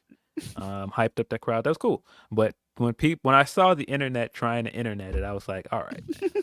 Stop, man. Cut it out, guys. Breathe. Let it breathe. Fab. Breathe. But yeah, they're talking about both those women like 2 or 3 times in reference on NXT this week, so they're coming. Yeah, they got another big signing for the women, didn't they? Because every time I see it, that people keep putting up the graphic, and it's 3 of them. It's Shuri, Stephanie, and who's the last? Is it Delta?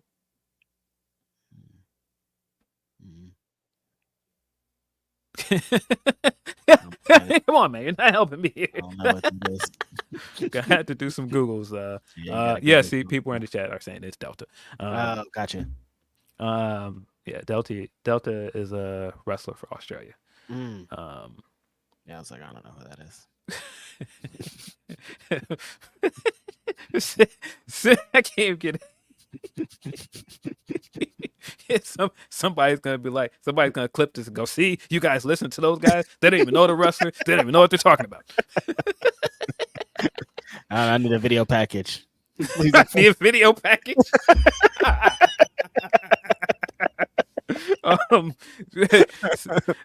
Simeon's right though. You can watch Mario pay-per-views on Wrestle Universe. Noah pay-per-views are on Abema. Oh, cool. It's a lot of places to look for things. Yeah, a lot of places to find wrestling. A lot of streaming platforms to buy and pay for. It's what it is. So many subscriptions to a bunch of stuff at this point. Money. Who likes money? Money. Get back into some more of our Humper chats. More from Tony P says, more wrestlers go and get their toxic fans, please.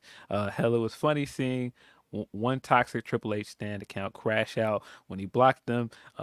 Wish Roman would start doing that. Still love how the AEW women went after a certain guy. He has never been right since. No,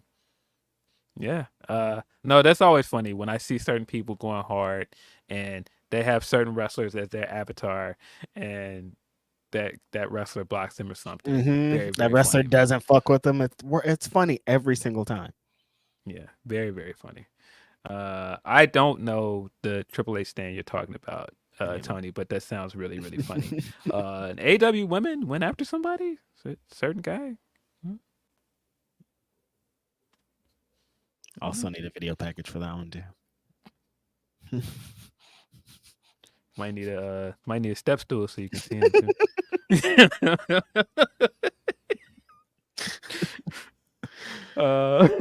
Tony P. All shows this week were meh.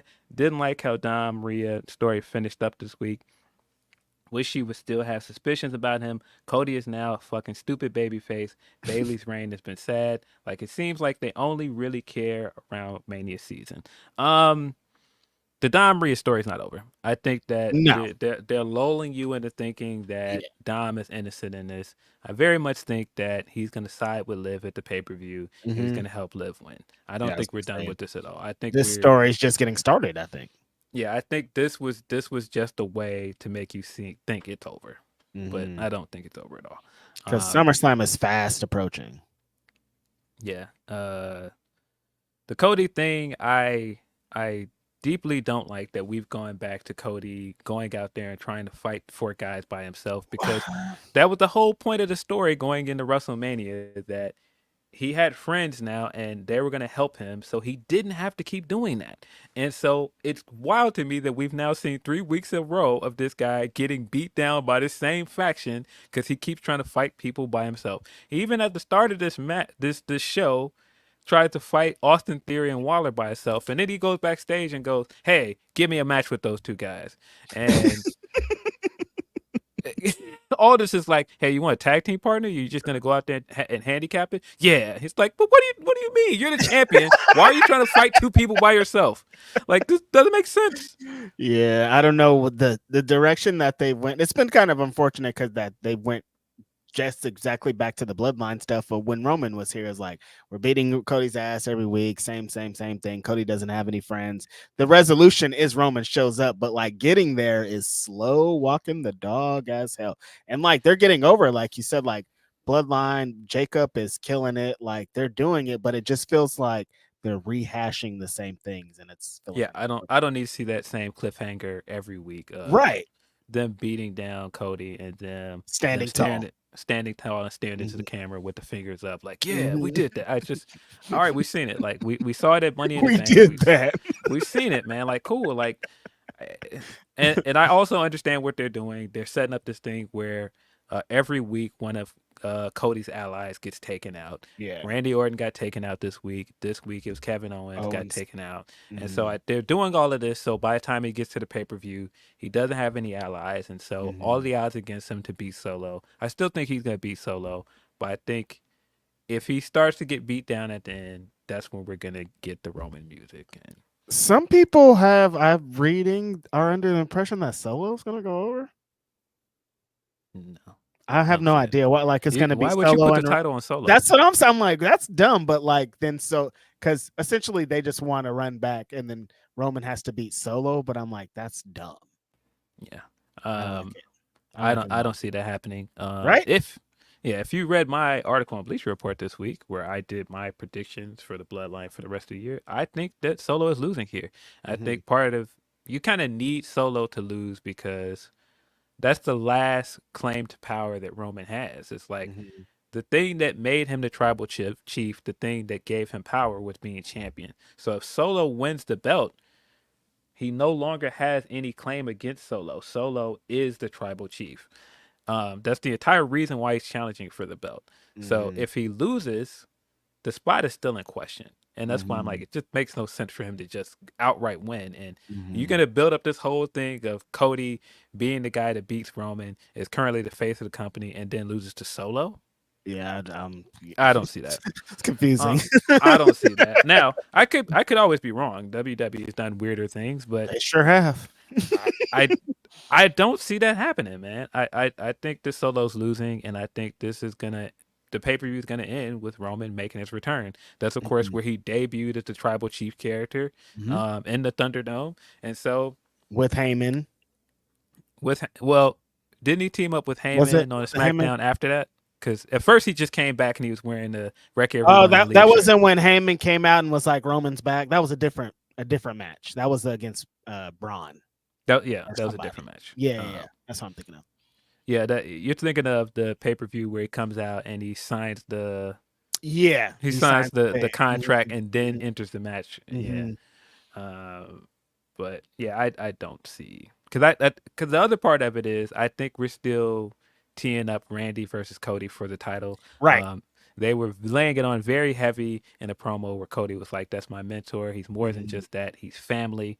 And I was like, "Yeah, Orton's definitely turning on him. It's definitely coming." And it has to be with the championship too, because that's what Orton wants. That's the only way to do the turn, you know. Yeah, so I just don't see any way that Solo wins here. And like he shouldn't. No, I just don't see it. No. No. The Bailey's run has been very hit or miss. She's active. That's I like about like every week they're featured, but the content of what's being featured, I don't know. Yeah, I don't like not having her on Money in the Bank. I thought she should have had a title match. That sucked. I don't like the way they're kind of building her contenders. Having 2 pay-per-views after King and Queen of the Ring was a very interesting choice, because you set up the King and Queen of the Ring as the top contenders, but they don't get a match until SummerSlam. So you've then kind of taken all of the attention off of both of those contenders for 2 months until you get to the SummerSlam match. Because that's currently what happened with Gunther. Because it's kind of like Gunther kind of feels like he got cooled down because you've had all this other stuff going on. He had to wait. In between there, it feels like his King of the Ring win was like years ago. Doesn't wear the crown. He doesn't really call attention to it anymore. So it's like, oh yeah, he did win this big tournament and he's the top contender for this reason. But in the meantime, you've done all these other things with Damian Priest that it's kind of muddied the field. And I feel like the same thing has happened with Bayley, where you haven't done anything really with Bayley and Nia Jax. You've been trying to keep that feud warm in the meantime, but it's kind of like, it probably would have worked better if you just had that as the next pay-per-view match. Yep. Yeah, because that thing muddied it up as like they try to build other contenders instead of Nia and Gunther. And it's like, well, we know that Nia and Gunther are waiting in the wings. So it's like making it seem like the stakes aren't as high. And then they showed us that the stakes weren't as high. Yeah. You've also got Tiffany with the briefcase now. I thought the briefcase thing last night I thought that was smart. I thought having Bayley come out there and destroy the briefcase was a cool visual. Of course, that's leading to her coming back with the pink upgrade. The Barbie briefcase. Yeah, that segment was also kind of strange. The interview segment with her and I don't. Man. It didn't feel natural. It wasn't so much what both of them were saying. It just kind of felt like they both were like waiting for this person to talk, and then like it felt very much like they were reading. It didn't feel like a natural conversation. Yeah, exactly. And it felt like, I understand what they're trying to do. They're trying to build the tension of, if Nia wins, then Tiffany gonna cash in on her, or like everybody kind of have eyes behind your head. But like, I don't know, something is Bayley isn't benefiting from everything that's going on around her. I feel she's like an afterthought, and that's continuously been the MO for Bayley. Feels like her whole WWE career, and it sucks because she's always working so hard. She never stops working hard, no matter what position she's in. Yeah, it's unfortunate. I think that she had a good storyline building up to this reign, but I don't think they followed through particularly well. Not a big fan of what's going on. That bump that Tiffany hit Meechin with, though, was crazy. The Alabama slam on the outside. Yeah, that was crazy. Meechin picked up the big W over Tiffy last night. Shout out to Meechin getting a lot of TV time too now. Yeah, I thought it was very funny, the face she was making and pointing at the briefcase after it broke. I thought that was very funny. Let's see. More Humper chats. Tony P says AEW 250 was good but off. I knew Will MJF were going to cook. Monet versus Rose was fun. made you remember why you love Nyla. Swerve Okada ended how we thought it was going to end. It was just that our match made the show feel off. Odd when the main came. Also, can people stop contradicting complaints? Just in general, please. You complain about $50 for a pay-per-view, then complain about a match because it's not on a pay-per-view. Jarrett should have won. Hangman should have won. Make it stop. I forgot we just came out of all of that Jarrett discourse. Every week it felt like something, so it was a lot. I don't know. Yeah, but let's get into AEW Dynamite 250. Should we get into it, Phil? Were you expecting to see an Iron Man match to start the show? I was not. I was surprised they did this match so soon. Yeah, me too. But they opened with Ospreay versus MJF, and we got an hour. Mm-hmm. You liked it? I did like the match. I thought the match was very good. I don't think that it needed to be an hour. No. I think if you shaved a good 20 minutes or so off this match, it would have been perfect. You could have achieved the same thing in 40 minutes for sure. Yeah, I think so. But I think it was a very good match. Surprise, surprise, from two very good wrestlers. Ospreay has had probably 4 match of the year candidates already, possibly 5. I mean, seriously, if you come up with like a list of the top matches this year, Ospreay's going to dominate that match. 1,000%. From when you just like start to think about like, oh, what are the matches like? Ospreay, that one. Oh yeah, that other Ospreay one. Oh, that Ospreay one too. It's like, yeah, he's gonna dominate. But yeah, this was definitely one of the best AEW television matches. Definitely. It did feel like in that vein of a special way to start the show, kind of like Omega versus Bryan. But when you make this like this landmark episode, you make a point of it being episode 250. I do think it took up a lot of time, and I think so too. The second half of the show felt rushed because of it. And there were other things where I was kind of like, all right, well, this is episode 250. You would expect like some kind of like celebratory celebration. Thing. Yeah. They played that montage online, but I was like, hey, it would have been cool to see this on TV because you're I haven't even seen that montage. That's how like they should have showed it on the show. Yeah, that's what I'm saying. I think it would have been cool to get that on the show. But the match itself was tremendous. I thought these guys went out there and worked a very, very good match. I thought the way they worked the crowd was very, very good because the crowd was having a blast with this. Max is back in his element, doing his stuff to get him booed. That crowd was booing the hell out of him. His interactions with the crowd were great. That kid that stepped in and started trying to help Ospreay win, very, very funny. Ospreay's reaction to him, like, no, you can do that. I was just kidding, kid. Hold on.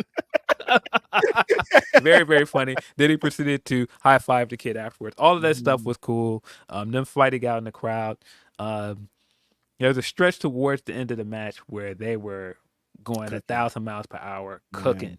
But that's why I'm saying, like, there were stretches of the match where there was a little bit of a lull. Not that it was boring, but I just felt like it just didn't need to be an hour. That's it.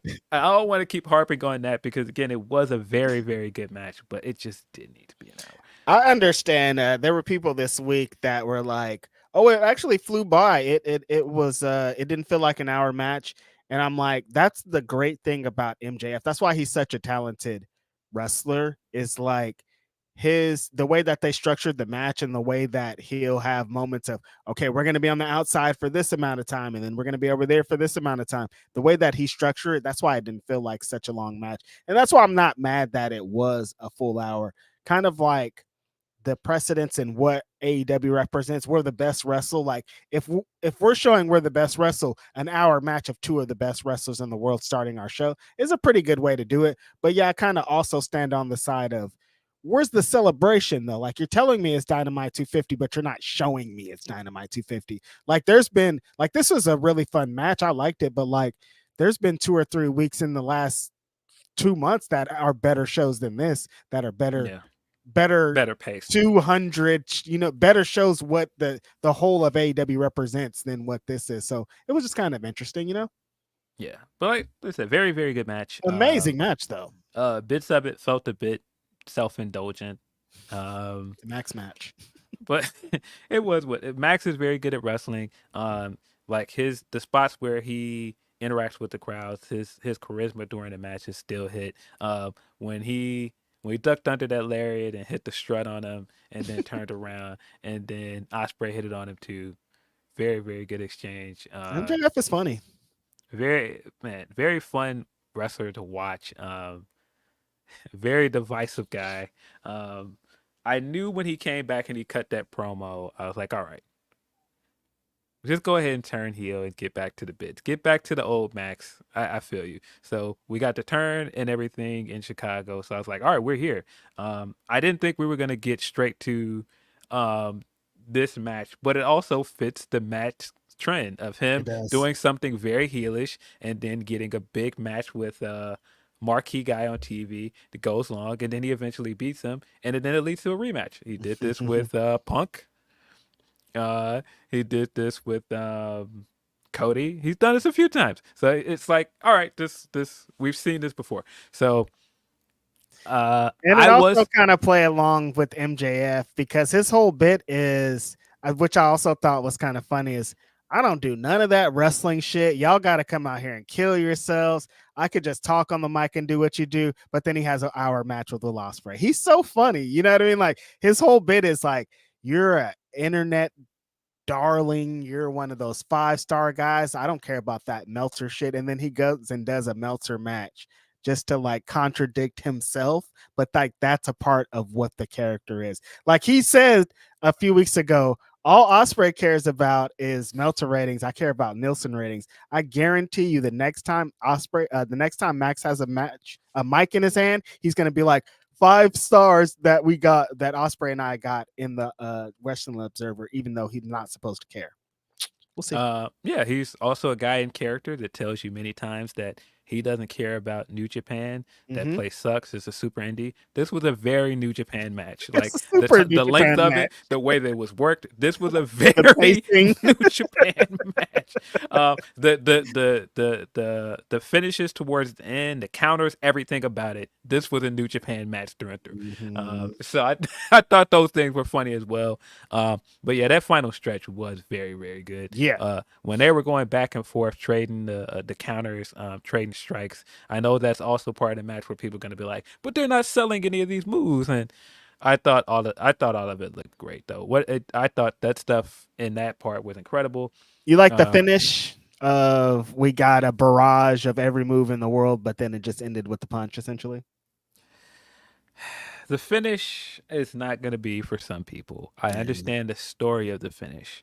I think when you go an hour, though, I think it's more story. They were trying to focus more story than having a great finish. Yeah, the story and the finish I think work, but when you go an hour and you get people watching this thing for so long and it leads to this, I could see why people didn't like it. Like you just gave me everything in the world, and then the end is just a punch. It's like, all right, but also that's MJF's character too, so it's kind of a fine line. Like, of course, that's how he would end the match. That's MJF. Yeah.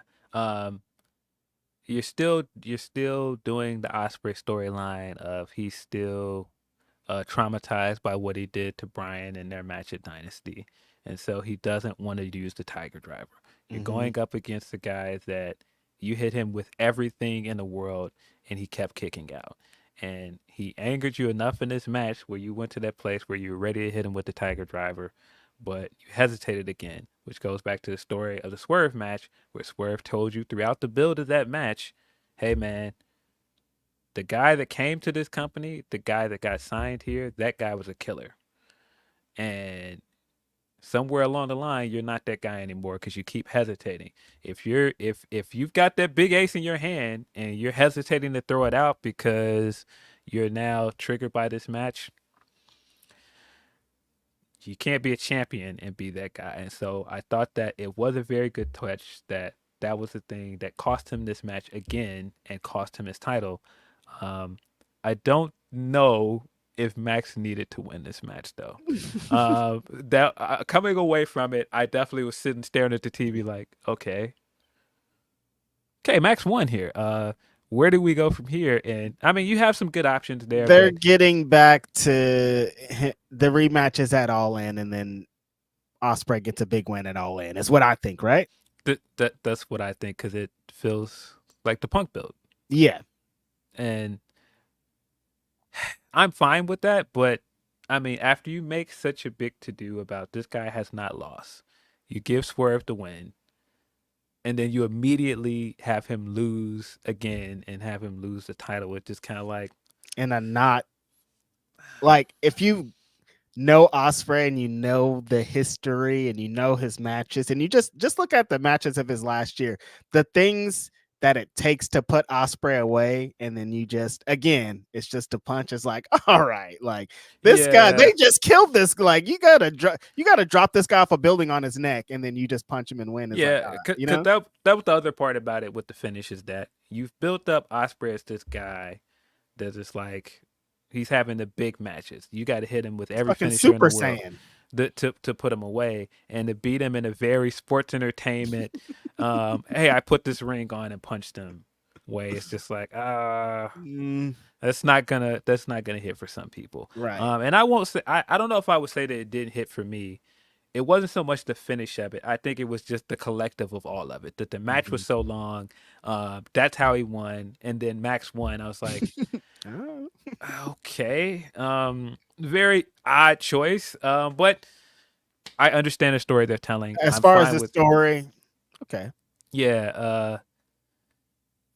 So you're in the belief that they're just gonna run back the match. That's where I mean, because why else would they do this? I was the same as you when they announced this match. I'm like, what? Why are they doing this? Because I thought this was officially gonna be the All In match, and then it's like, well, I guess they could tell a story of when they announced. I'm like, well, that means MJF could probably win then, because if Ospreay just beats him, what story does that tell at all? And so, yeah. You know what I mean? And then MJF beats him. It's like, well, then they could run it back. That gives Ospreay. We've already established that Ospreay's not going to be in the world title match. Well, what's another way to get him a big win? This way?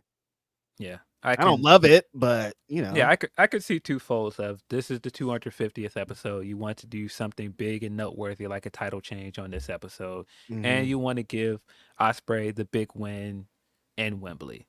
So I can see you doing this. And I don't love it though, but I don't love it, but I can see the line of thinking of let's do this here and to get from point A to point B. Now, Max also did a lot of taunting at Dan throughout this match. Yes. And so I was like, okay, are they teeing up the Dan match? Yeah, I don't know what role Dan plays in this though.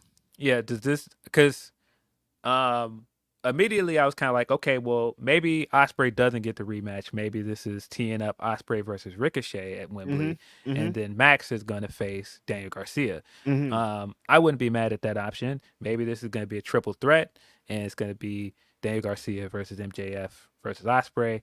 And Pac earned a title shot somewhere in here the last week or two. He's supposed to be. He said he gets the winner. Pac gets the winner of Ospreay and MJF. So I don't know when he's going to get that shot. I don't know what role he plays here.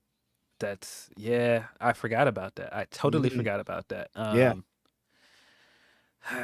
It's a lot going on.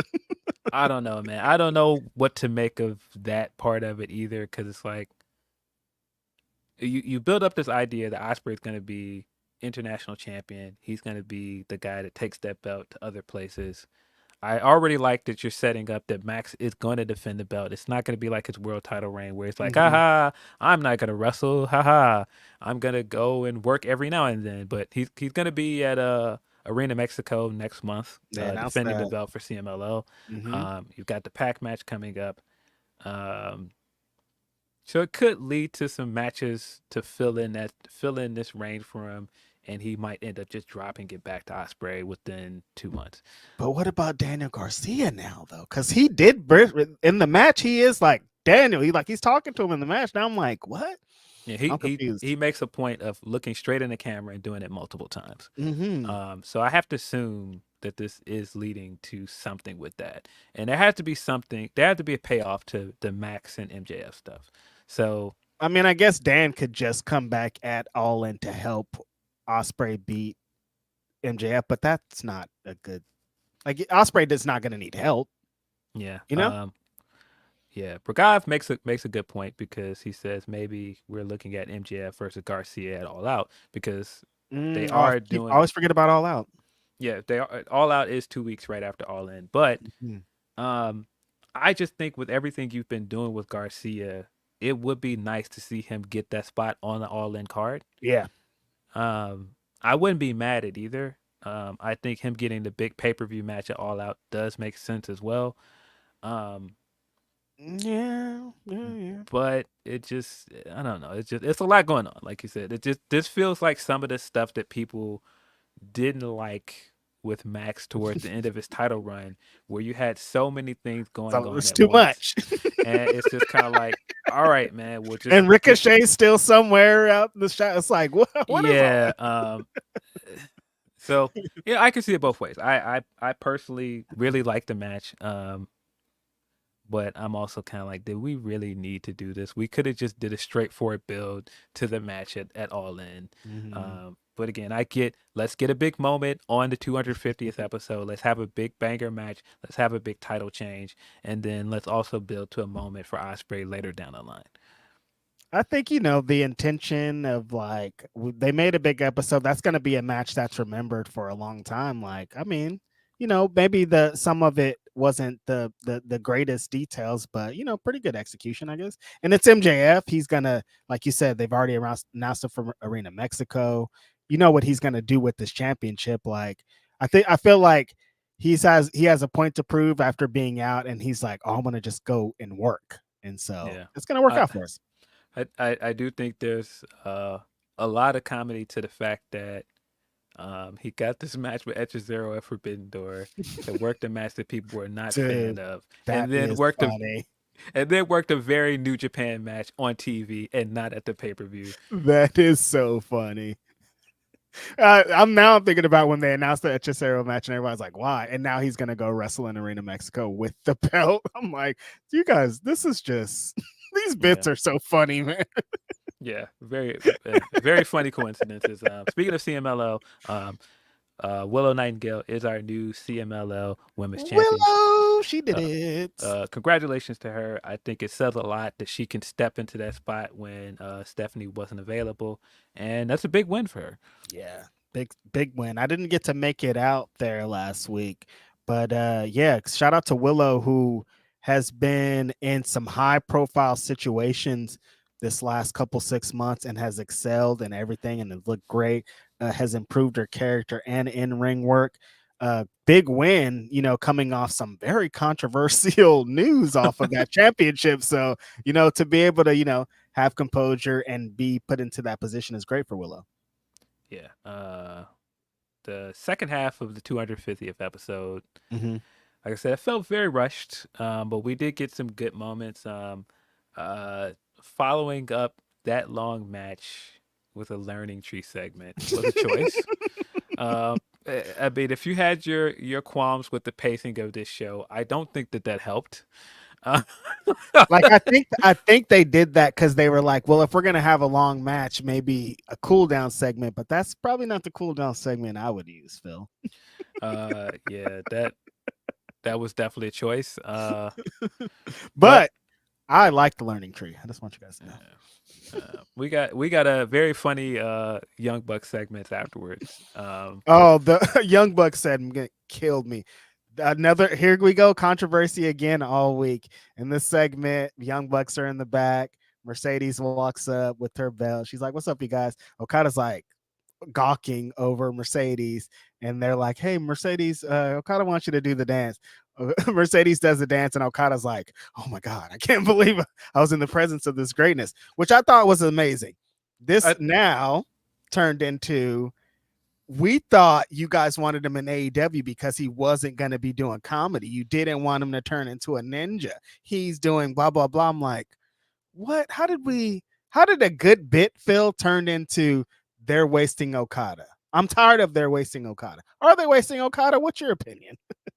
No, they're not wasting Okada. Right? He's been in the main storyline for his entire time with the company. It doesn't matter regardless if you like the main storyline or not. He has been in the main storyline since he's been there. Just because you don't like it doesn't mean that he's not in a position in a high profile he's in a main storyline. He's a champion. Still hasn't taken a loss. Mm-hmm. It's presented as a huge star at all. Presented as a big deal. I don't know because he's also doing funny things. I don't know how people don't still understand this, where more than one person has gone over there and said, hey man, Young Bucks are my friends, I want to go work with my friends. You then know what they're gonna do. They're gonna start doing comedy stuff. That's what Cole went over there did. That's what other guys. Why is this still a surprise to people? I'm so confused by that. That's an amazing point, Phil. Every time they're like, I want to go work with the Young Bucks. What do you think going to work with the Young Bucks means? Exactly. What do you think they're gonna do? And it's not like Okada this is the first time we've seen Okada do comedy stuff. Like, he's done comedy stuff for a good amount of his New Japan run. I mean, part of the Chaos stuff is him doing comedy stuff. I think about him with that red hair, the balloons. I mean, them doing that goofy stance they used to do during their matches. That's all comedy stuff. I'm so confused why people. Whatever. I don't know, man. Yeah. I thought this segment was great. I thought Mercedes continuing to interact with the EVPs makes all the sense in the world, and I wish they would have done it sooner. I feel like they're getting to all the stuff that I wanted to see her do initially when she came to the company. She's a heel. She's interacting with those guys. When she walked up and she something about her doing that dance and them whispering CEO while she was doing it made it funny too. And then when you cut to Okada, he's just like, oh my God, it's so hot. I thought it was all really funny. It felt very much like the comedy that we're used to the Bucks doing. Yes. I already see someone in the chat saying it. It felt like a BTE skit. And I think that's why I liked it so much. Because we were just on this podcast, like 2 or 3 weeks ago, and I was like, man, the Bucks used to be fun. The spirit of BTE is gone. Ass bit if I've ever, like, I didn't even think about it, but yeah, that's why I loved it so much, because it's a fucking BTE bit. Like, if BTE still existed in its rare prime form, they would have done this same skit on there. Yes, and I think Mercedes would have definitely been on BTE. This just all fit in. If we're talking about like celebrating 250 episodes of Dynamite, this felt like a very AEW segment. And like I said, I think that's why I liked it. Everything about it, the Bucks being involved, and then you transitioning into like where the company is now and having 2 big stars in that segment with the Bucks. Like I said, I thought it was funny because of Okada and Mercedes, but make no mistake about it, this felt like a very Young Bucks segment. Exactly. Yeah. What we know and love about the Young Bucks, this is exactly that. And then it kind of shows that evolution. Like you said, the Young Bucks started this, but now Mercedes and Okada are here also. So like, what the fuck? Like, what's the future going to hold? Yeah, that definitely feels like, who would have guessed that 4 years ago, 5 years ago, when this company started, that you get to a spot like, I think Okada seemed more likely because he was at All In. He's friends with those guys, and you know, the New Japan connection. But like those 4 wrestlers in general in a segment. If they would have said Mercedes 4 years ago, I would have said no fucking way. You're dumb. Yeah, but yeah, I thought the segment was fun. Led into the open challenge for the TBS Championship. Shout out to Nyla. Nyla always does well in these kind of moments. She's so good. I thought she was great in this match. Put Nyla on TV more. I think her character in the match and just her humor, so good. When Mercedes tries to get her into one of those like transitions she usually does into one of her moves, and she was just like, what are you doing? Basically, like, like, I'm not like one of these other small wrestlers you used to wrestle. Like, get that out of here. That's what I love about Nyla the most, is she maximizes her time like no other. Like, she's like, if they're like, you got 6 minutes, Nyla, you're gonna, at the end of it, you're gonna be like, damn, Nyla killed that. And that's how I felt in this match of like, one thing I was excited about is there's all these people. When Mercedes came in, we had like a list of wrestlers we wanted to see Mercedes go against. Nyla's on that list, and they didn't get a lot of time, but like I thought that they capitalized on it. And Nyla using her voice, kind of being out there outlandish with it, but also taking great bumps and playing great defense against Mercedes, I thought was awesome. Yeah, I thought that was a very, very good match. Mm-hmm. I immediately thought of Nyla versus Jade when she answered the open challenge, and I immediately thought of her stealing the belt and how great that feud was. Very That was really underrated good. feud, in my opinion. Yeah. One of my favorite Jade Cargill feuds as champion was That Nyla. was that feud doesn't get enough love because that's when the talk of like what's gonna happen with Jade and her contract kind of started clouding it. But like that's an underrated feud. Nyla was on some shit when she stole her belt, man. Like we need to run that type of stuff back. Yeah, I thought that was all very funny. But yeah, Nyla was great in this match. Mm-hmm. Mercedes continues to be great as champion. Go figure. She's good at wrestling. Even But better after, as a heel, man. I'm so happy that she's a I'm heel. so glad she's heel. Everything she was doing as a heel, the things that she So good. does that she's just so much better as a heel. When she Mm-hmm. pulled out that glove and did the DMD thing with CEO and tried to do the lockjaw, but Nyla bit her. I thought all of that was great. And then she just rolled her up and put her in the statement maker, no longer the big Yeah. statement, the statement maker, and picked up the win. I thought that was a great way to end the match. I And thought it made great both of them look good. great on commentary to be like, well, she doesn't know how to manipulate the mandible like Britt does. That's why the move didn't work. I'm like, that's just a great little detail, but she still Smart call. transitioned immediately into her own submission. I'm like, man, that was a really cool finish. Yeah. Really cool finish. Got over the character stuff that both wrestlers did. I thought that was great. And then we got the aftermath of it, of her ripping the sign down. Then it turned out Britt was behind the Sting mask. Another AEW bit. So when they did do like the whole homage, like similarities to other episodes and other wrestling bits, it did work. I just wish we would have saw more of it. Right. I'm not saying that like I wanted like a raw 30th episode where we had to see like what is this wrestler doing here, but it would have been Right. just nice to make this episode feel a bit more special. Something. They were saying it's 250, like I said, the whole episode, but it didn't fit. Like they weren't balloon. Like Yeah. show us something. Show us like a celebration of sorts of like.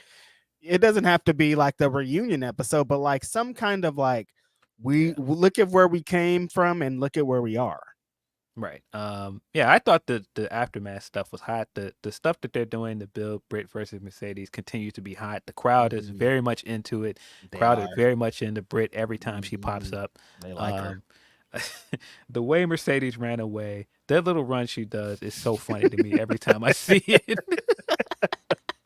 Yeah, Denise doesn't like that Mercedes has ran for the last 2 weeks, but I'm like, she's a heel though. She's supposed to run from Britt though, right?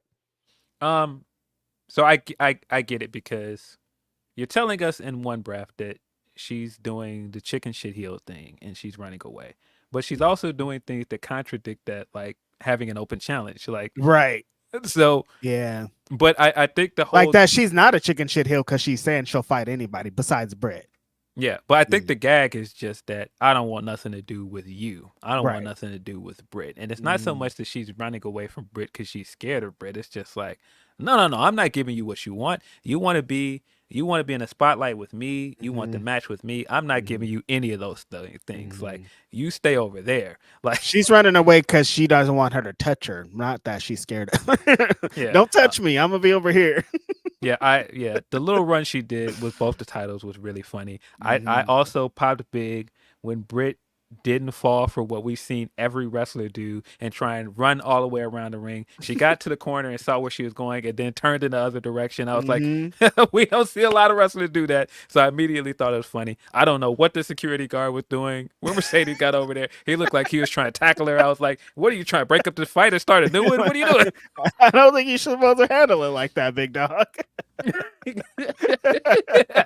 But yeah, I mean, I was wondering how they were going to kind of continue building this match going towards All In, and they haven't gotten physical yet, so they have time and they have space to really develop more, and the crowd's really getting behind it, so I think it's working out.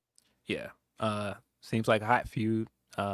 Good way to play up Mercedes being at All In last year and not being able to wrestle. You've got a big marquee match ready for her in one of your big homegrown stars. Crowd's loving it. I mean, Yeah. when you do a homegrown angle with the AEW fans, they usually get behind it. Every time. It always works.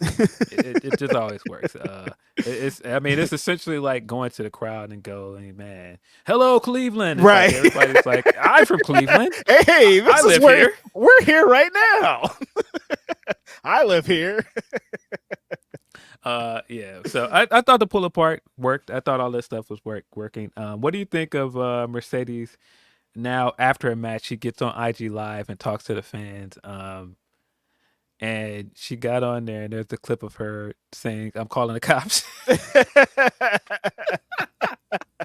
No, honestly, real like it feels like I like where she's at now because it feels like she's more accessible, even though she's not really. But it feels like her post WWE stuff, she's been more like fan friendly. She's like trying to have moments where they can interact with her, and she's trying to like talk more about the things that she's doing. I love it.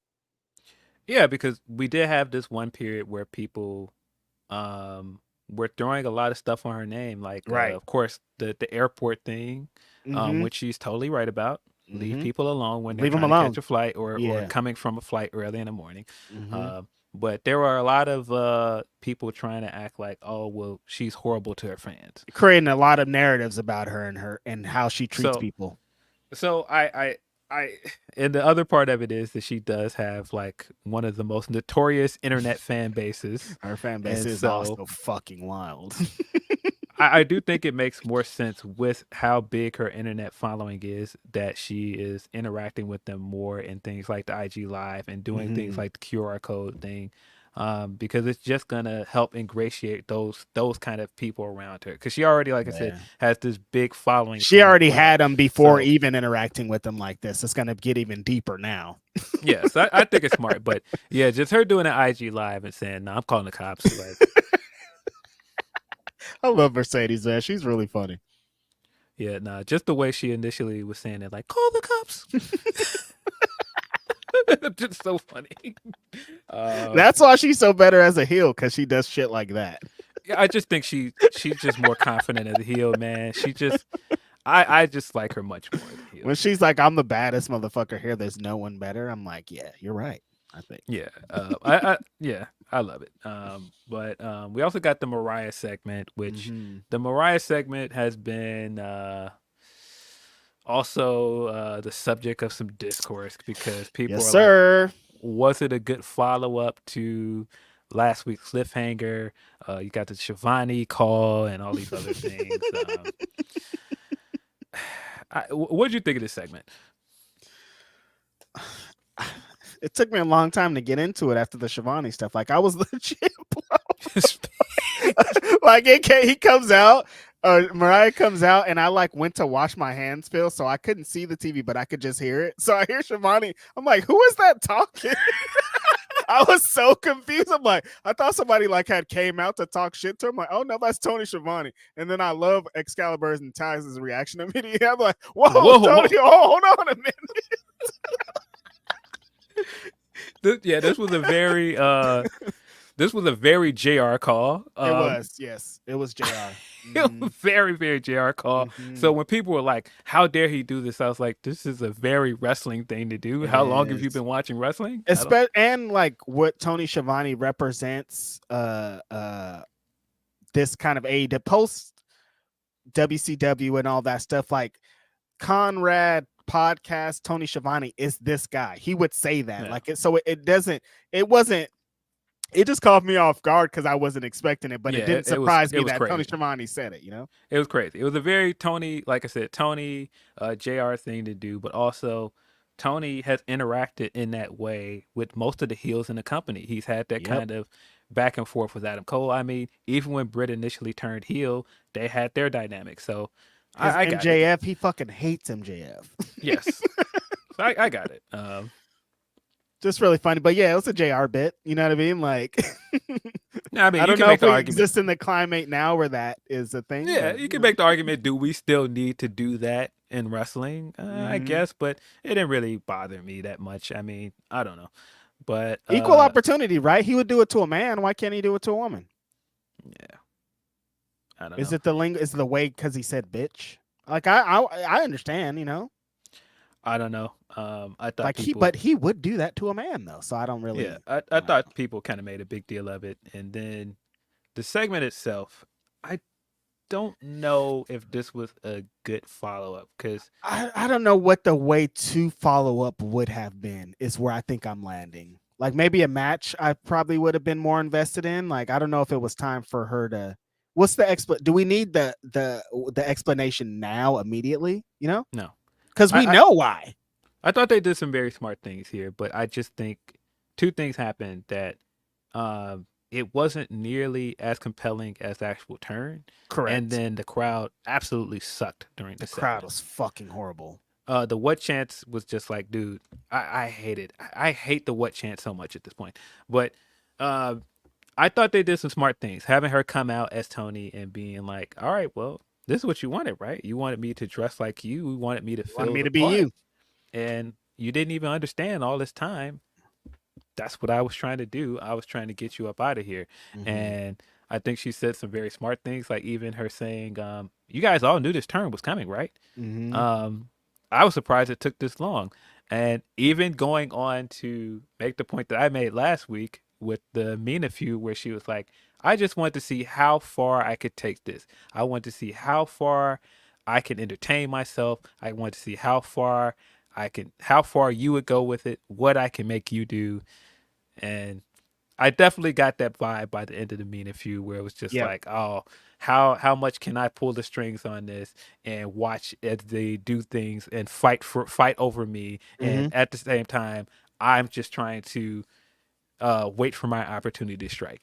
So I thought that was smart. I thought the promo itself showed that Mariah is a good talker. She can Totally. carry a segment. Yep. Um, but unlike other segments we've seen with some of the men where they had this kind of big turn, if she had came out and they were booing her and the atmosphere was good, I think the segment would have worked way better. Yeah. Now, it got better That's on the towards the crowd. yeah, it got better towards the end because the crowd started chanting "We want Tony," Mm-hmm. and that helped. But man, the what chance was just like, dude, But see, that's the issue that AEW runs into because it's like they can't predict that. It's like, well, we got yeah, to give Mariah a segment. We don't know that the crowd's going to be fucking awful when they do it.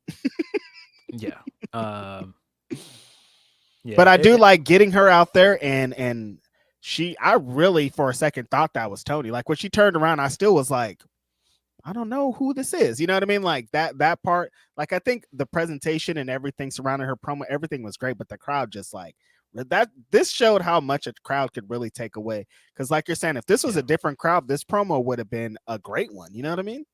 Yeah, I also think the placement on the card didn't really help. That th 1 hour match was great, but it did fuck up the pacing of the show. Honestly, yeah, I agree. I think where you put it didn't help.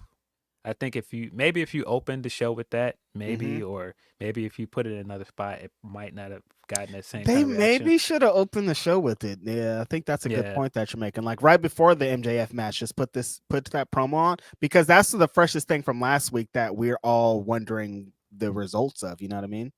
yeah. So by the time we get to the promo, we're already dead from the hour match. We're already blah blah. You know what I mean? Like we're not as primed as we should be for this.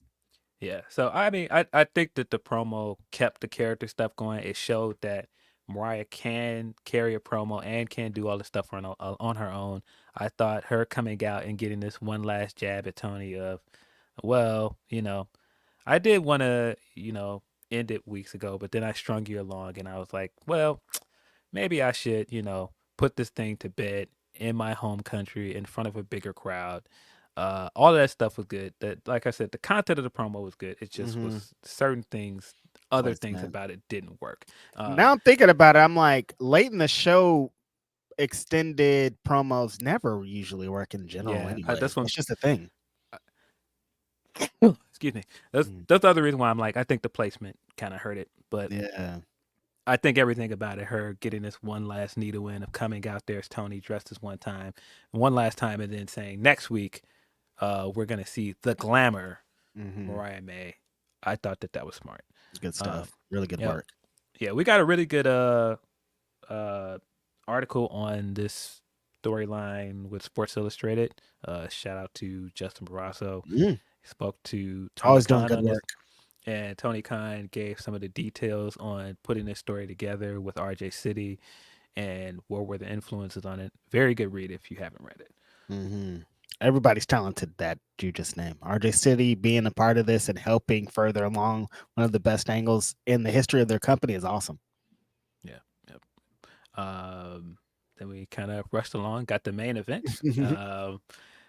That's another one where we're talking about the Young Bucks segment. If you had told me 4 years ago we would get this, if you had told me Dynamite was going to end with Swerve wrestling Okada 5 years ago, I'd have been like, get the fuck out of here. In 5 years, the 250 episode of Dynamite is going to be Swerve as the AEW World Champion against Okada, who's going to be the Continental Classic Champion. Like, I don't even know what you're talking about. Nope. Crazy. Nope, not going to happen. Yeah. What a spot for Swerve. I think that some of the interest in the Blood and Guts match has kind of waned, but I still like the idea of him leading Team AEW. That puts him firmly in the main storyline. Putting him in the main event for this landmark episode also put him in a prominent spot as well. And then having a big matchup like this, big dream match with Okada, and the match was fire. The match was heat. I think the presentation of Swerve now, this episode kind of showed me is like, oh, Swerve's one of those. Like, he's on a different level now. Like, his presentation when he comes out, like, it's like, oh, there's like the roster and then there's like the top guys. And Swerve feels like that now. Like, the way that the crowd looks at him, the way that the presentation, the camera, his look, like, it's like, oh, he's that now. And it's like, it's just so awesome. I love this match pacing of like them trying to out swag each other essentially. Like, Okada came in like, well, I don't care that you're Swerve, I'm Fly, I'm Okada, like, I'll beat your ass. And Swerve being like, I'm the coolest motherfucker in this company, like, there's nobody that's flyer than I am, I'll beat you up, I'll beat the Young Bucks up. Really dope pacing. And then they got to I didn't know what they were going to do for the main event. Like, people are like, well, what are they going to do with this match? I'm like, I guess they're going to do a screwy finish. And like, they did a screwy finish.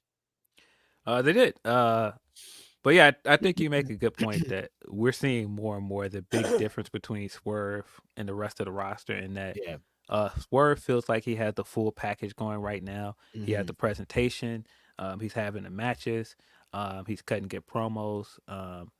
Like, he has a defined character. He has defined motivations and all these things. And not everybody else feels as complete. Like, there's a complete package when you see this guy. And I think it makes him stand out in all the best ways. It does. Yeah, it like separates him. It puts him on a different level. Yeah, like, there was time when Swerve had originally came in where it was like, we knew what he could be and knew what he could do, but he just wasn't even put in positions to do that. Now it's like he's forced to, because he's so over that everything he's involved in feels more important. Everything he's involved in feels like it's a main part of the show, and he's just entered into a different echelon. And like, you guys, we talk about it all the time, but seeing a black wrestler like that in this position is crazy, man. Like, we're going to continue to talk about it because it's so crazy. Yeah. Really, really cool spot to see him in, and he shined in this spot. I feel like this title run has absolutely elevated him. Again, we said this last week, but we don't see this. We don't get to see black wrestlers in this spot with that match with Okada. And so seeing it was really cool. He, like I said, they had a great match. I pretty much figured we were going to get the dusty finish. We were not going to get a definite win from either of those guys, but on the guy Okada, they still don't want him to be beat, even though he's supposed to be blah blah blah over here. Go figure. Guy that is joke wrestler also main evented this show and did not lose. Well, who would have thought? Again, and it's part of the main storyline going into Blood and Guts next year. But I mean, next week. I thought the finish worked. I thought the ending was a good way to lead into Blood and Guts. I thought that was a good way to remind us that this is a go-home episode for Blood and Guts. I was wondering where we were going at first, because I was like, all right, are we just going to do the usual, this person comes in, it turns into a brawl? But Darby coming down from the rafters changed everything. It did. When he did that, I was like, oh, man. No, this is fire. Him coming down with his arms wide, I'm like, all right, this is heat. Yeah, I think just having that tie back to Sting and their relationship, and then also doing that on such a landmark episode, making that a moment of him dropping down for the rafters. Which paid tribute to Sting in the 250 episode. I just thought about that. That's cool. Yeah, I thought that was great. I thought that was a great way to end the show and to get off all of these guys on there. I still don't know how I feel about like the makeup of this team. We had the segment with the Acclaimed joining Team AEW, but it is what it is. I think when you're picking a team that is a homegrown team. If you're not going to pick FDR, it does make sense. Probably if the other most successful homegrown team. Well, FDR is not even a homegrown team, but the other, like, if when you think tag team wrestling, AEW. When you think of Young Bucks rivals. Yeah, there's probably 4 teams. There's Lucha Bros, FDR, Bucks, Acclaimed. And so if you're not going to use any of those other 3 teams, it makes sense for it to be the Acclaimed. Yeah, people don't like that it's the Acclaimed though. yeah. But I mean, and it's mostly because the trios run sour taste in people's mouth. But we forget, man. Everybody wanted them to call an audible when they were in this match one time. Like, these guys could turn it up, and they're gonna fit in well in this spot.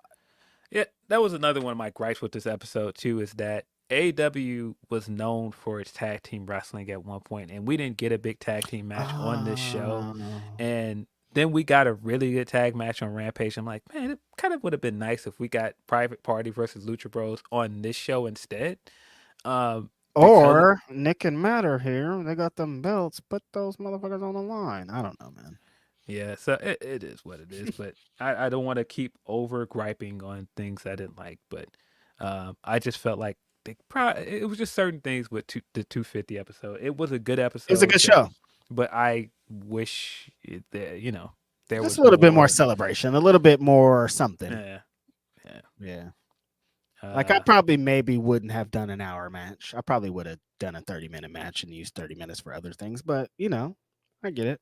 It is what it is. I get it. But gotta take the good with the bad. The women's division is better than it's ever been, and that was a big focal point on this episode. I think that shows growth from the company. Fans seem to really like that match in the arena, and it did a pretty good rating. So exactly. I mean, I think that if we're talking about goals, they accomplished some of them. Yeah. How are you feeling about Blood and Guts as a whole, though? I know last week you were saying that, and I still feel like we're in the same place.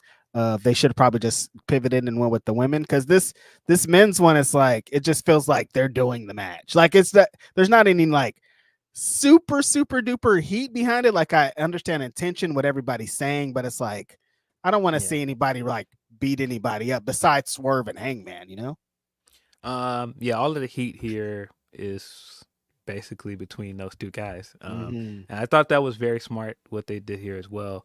As soon as Hangman came down and it looked like we were going to get the interaction between him and Swerve, Okada immediately took Swerve out. And very much now this confirmed for me. I was not sure last week, but this definitely confirmed for me Hangman Okada is the destination for All In. Yes, sir. Because I don't think that Hangman like that at all. And you can Hangman ain't like nothing that Okada's been doing.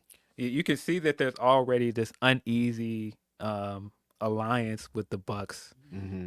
Yeah. I think that he has a one-track mind at this moment of like, I want revenge against this guy.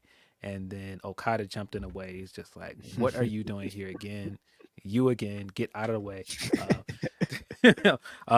So I don't know, man. I think the Blood and Guts match kind of feels like we're just doing it because it's on a calendar now. It kind of feels like it's in the Hell in a Cell spot of where it's on the calendar. We're gonna do it. How are we gonna get there now? But it used to be like the Blood feud is ending, and it's not the Blood feud is ending. Yeah, I still feel like you could have easily ended this with Anarchy in the Arena. You didn't need to keep this going.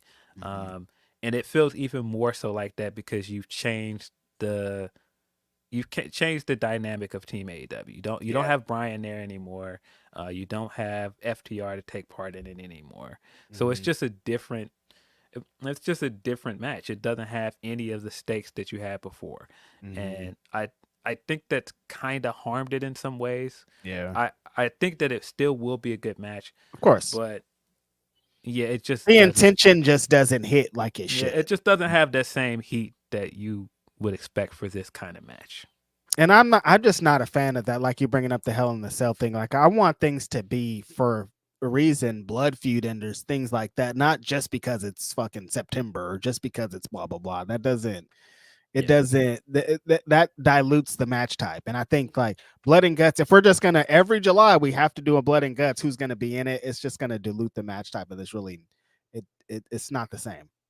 Yeah. Now, I do like the story that they're telling as well, that at Anarchy in the Arena, you gave Brian leadership role and he led Team AEW to a loss.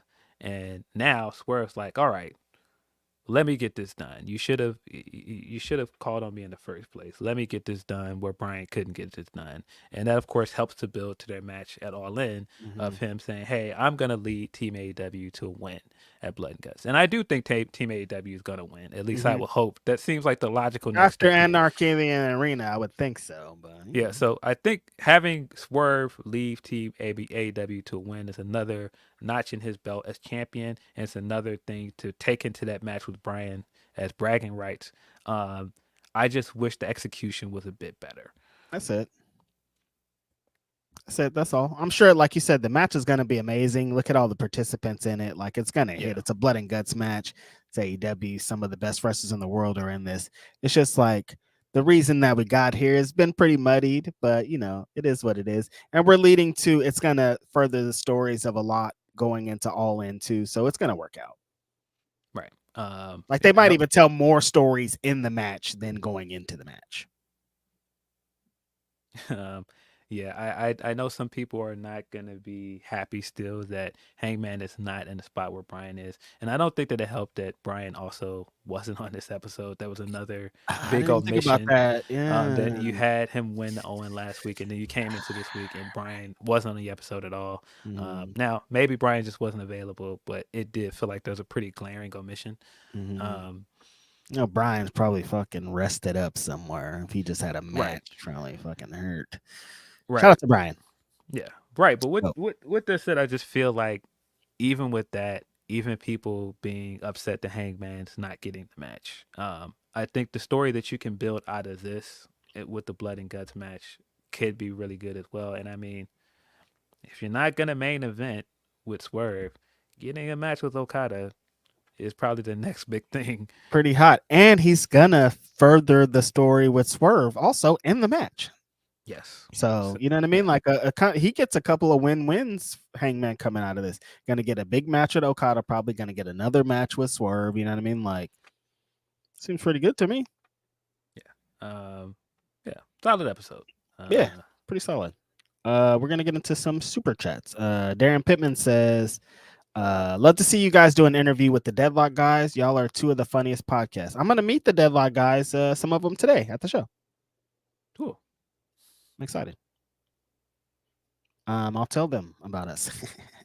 Hey, what's over there? Says just saw Death Triangle, Kyle Fletcher, and MJF are all going to have a match in CMLL. Conan is going to blow a gasket. Yeah, Conan.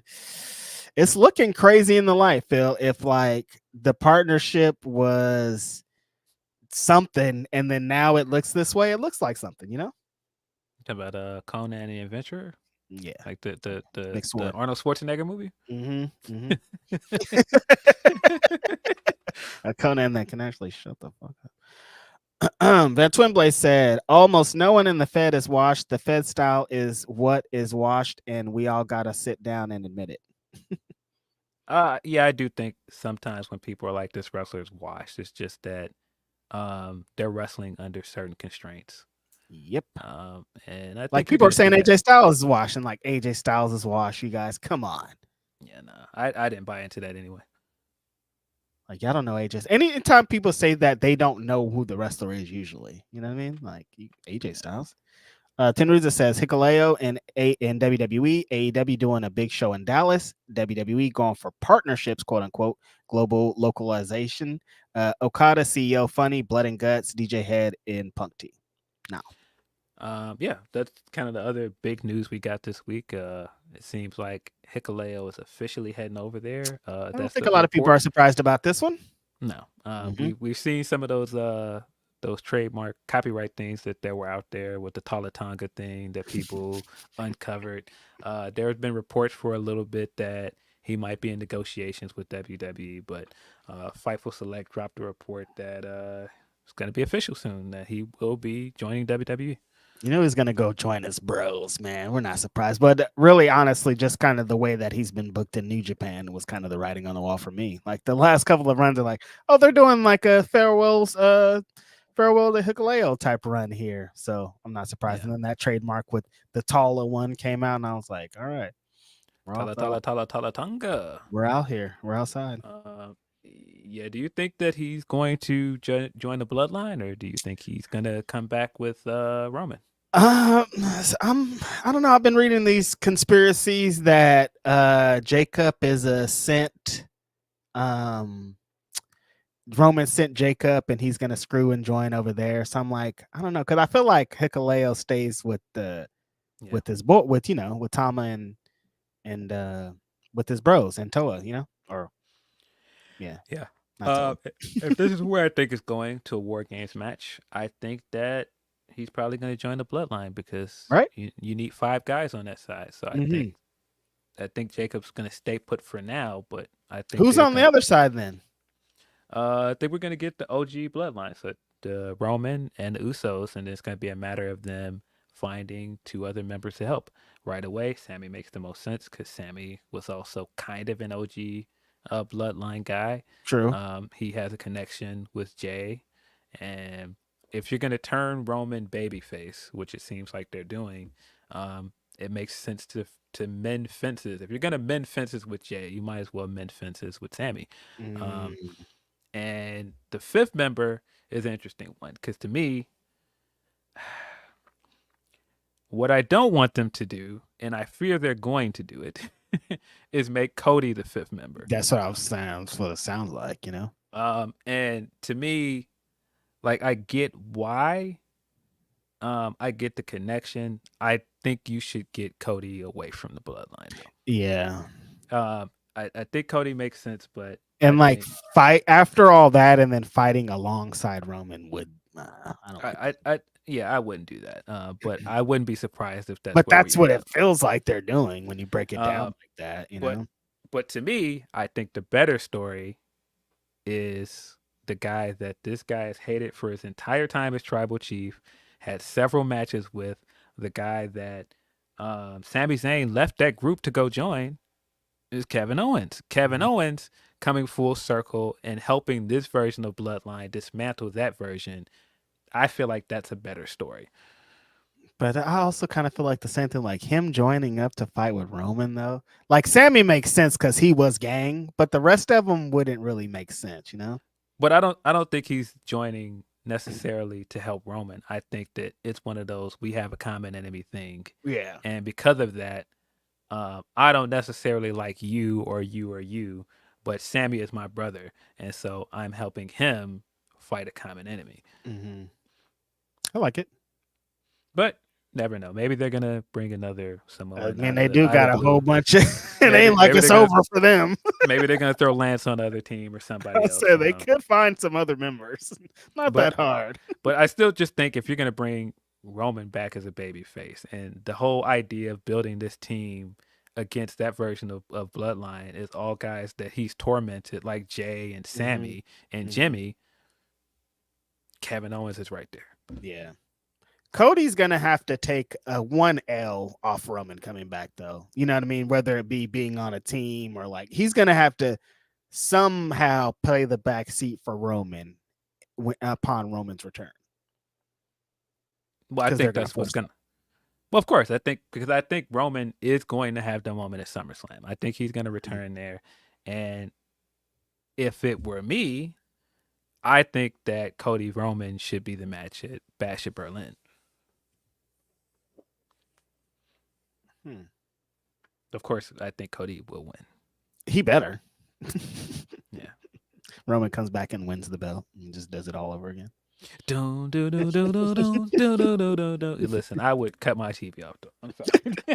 Now, there's no he has to be the biggest babyface in the world upon returning. So, Delayed Grat says 49 minutes of wrestling total on Raw. Ospreay versus MJF was 59 minutes. Both Raw and Dynamite were good, but they're different shows for different tastes. Yeah, totally That's different That's shows all. for different audiences. Different strokes for different folks. Some people like 59 minutes of one match, and some people hate that shit. So, Yeah. Hey, what's over there says, give me Gabe Kidd versus MJF at Wrestle Dynasty in Japan. I like that match a lot. Yeah, I would like to see it. Yeah, I'll take that. Margie Love says, seeing Max kiss that belt felt wrong. It's all about the triple B for him. Max with a different belt, yeah. Yeah, Max is a funny guy. Him getting the oxygen and then rolling over to the camera with that big goofy smile on his face, like, you can thank me. It was all me. I did this. Then he takes the oxygen picture afterwards. He's fun. He's a funny guy. He knows his face. Leonard Aronson III says, people didn't want Okada being middled out by the Motorhead Merchant and his creative. Congrats on the dry run for the WWE ADHD division for the women. Motorhead Merchant is hilarious. Margie Loves also says, whose house him as champ has made this year for me? Yeah, it's like changed a lot. So cool. And then Leonard Aronson III also says, we've had one promotion for way too long showing us that black wrestlers can't do what Swerve is doing right now. That's the long and short of it. That's pretty much it. History has shown that this isn't a thing, and like seeing it as a thing is just wild. Yeah, definitely. That's all of our super chats. Appreciate y'all submitting super chats today. Y'all are dope. Yeah. We've got a bunch more Hupper chats. Before I hit those and we get out of here, I'm going to hit you with a word from our sponsor. Mm-hmm. What's up, you guys? Sean Ross Sapp, Fightful, here to tell you about BetOnline AG. The highest credit card acceptance industry-wide, 25-plus year track record, safe and secure online environments, payouts in minutes, the fastest in the industry. You can bet big with their high limits and rebet functionality, the earliest line, so odds open before the competition, the industry's best bonuses on every qualifying deposit, and we're talking on everything. Wrestling, they got it. MMA, they got it. Boxing, they got it. But hey, you know what? I know we're Fightful. We don't just live for that. Football, basketball, baseball, hockey, racing, esports, anything you can think of. Not only that, this is exclusively where Fightful gets our lines from. If you hear us talking about lines on a prediction show or on our post shows, it is always from BetOnline AG. Please bet responsibly and only bet what you can. BetOnline.ag. Always, please bet responsibly.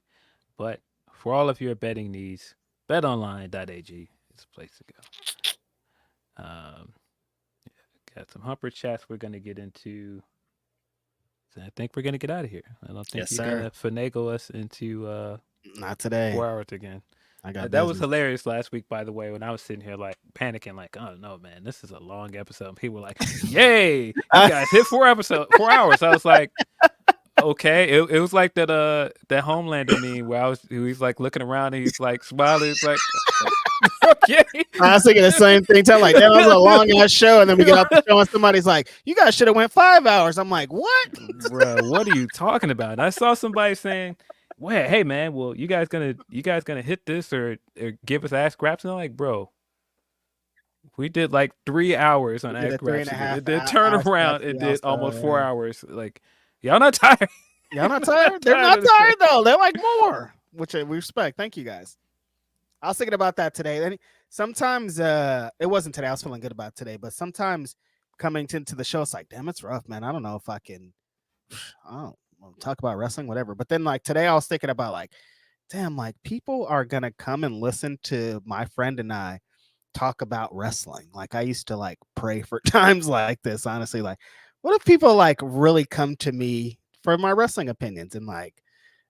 A lot of the times it's fucking awful because people are crazy, but a lot of the times it's really cool, and I appreciate y'all. Yeah, listen, man, I have a lot of fun doing this podcast.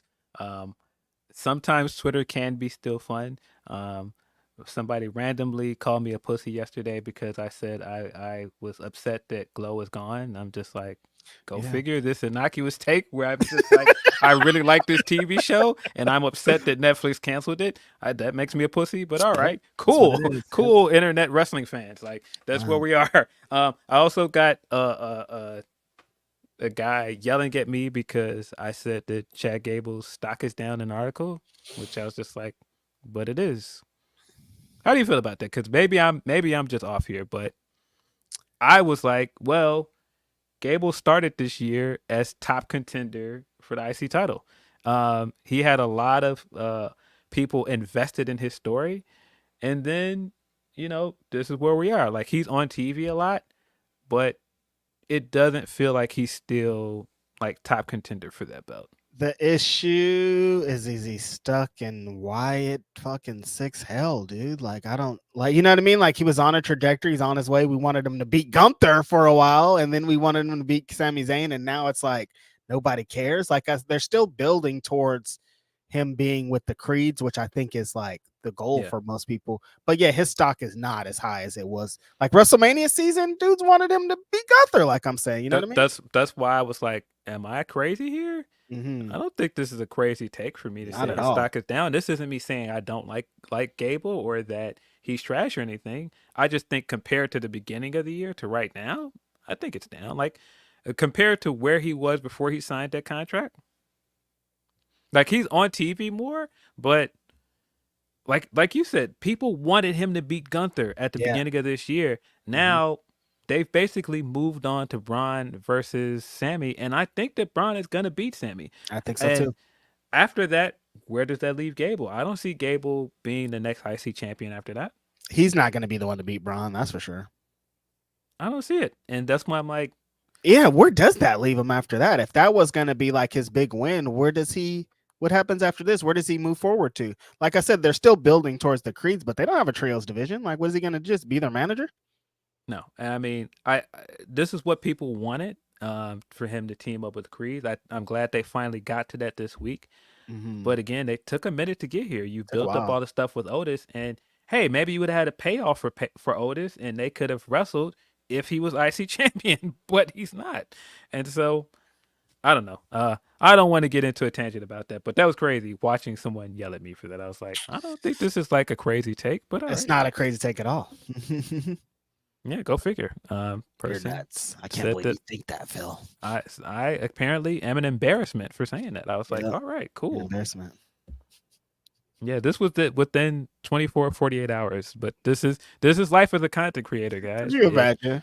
My friend gets paid to do this, and he like did had a deadline. He did all this, and then you get up the next day and somebody's like screaming at you. Like, all right. And also like, you don't have to read it. It's okay. You don't have to agree with me. You don't have to at all, bro. You could be like, Chad Gable's doing great, and that's it. And I do think he's doing great in some ways. But if the point of what I'm saying, and that's not what you said, that he's not doing or that he's washed, he's out of here, nothing.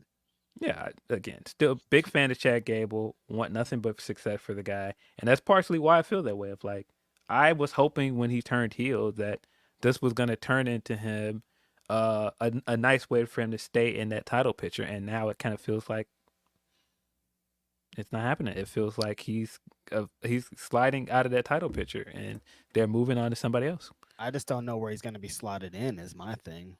Yeah, I still kind of feel like he should have won a briefcase. To be honest, I think he would have been a good guy to win Money in the Bank this year. Yep, but I don't know. And he's also some fool that could have benefited off of losing it too. Like he could have failed to cash in and it would have worked for his character, but that doesn't matter anymore. Certainly doesn't. But yeah, I just say all that to say that sometimes this thing is very fun and it's very rewarding, and it's cool to interact with guys on here or online. But every now and then you get on and it's people like, yelling at you or screenshotting your tweets and putting them somewhere else to go and dunk on a take for something. It's weird, man. I just don't really get it. I've said many times that nothing has made people meaner and nastier than the anonymity of the internet. It's very strange. Yep. Or like me getting yelled at for working under Sean Rossap. Like I have DMs in my thing that are like, "Your boss, blah blah." I'm like, "What? Leave me the fuck alone. What does he have to do with me, dude? Why am I inheriting beef?" Yeah, I've seen that multiple times too, where people Hey, your are boss mad. is a big fucking idiot. What? Well, people are mad at him for something, so it's like, yeah, those Fightful guys, including Phil Lindsey. I'm like, well, what did I do? What did I Why do? am I in this? Why am I in this, bro? I don't know why. What? Yeah, I don't Those know. FIFO guys are really, huh? I guess I don't know. Hey, man, What happened? Oh, Sean Rossap blocked me. Why am I in this though? Please explain. tell Sean to unblock me. How Tell did Sean I to unblock get me so I here, can though? troll him some more. How did I get here though? Just break that part down. Oh God! Tell him to unblock me right now, so I can call him an What'd idiot. you do? Oh, I was the worst person of all time, but he can't take criticism. Yeah, the internet is crazy, bro. Fucking crazy. Get into somebody upper chat.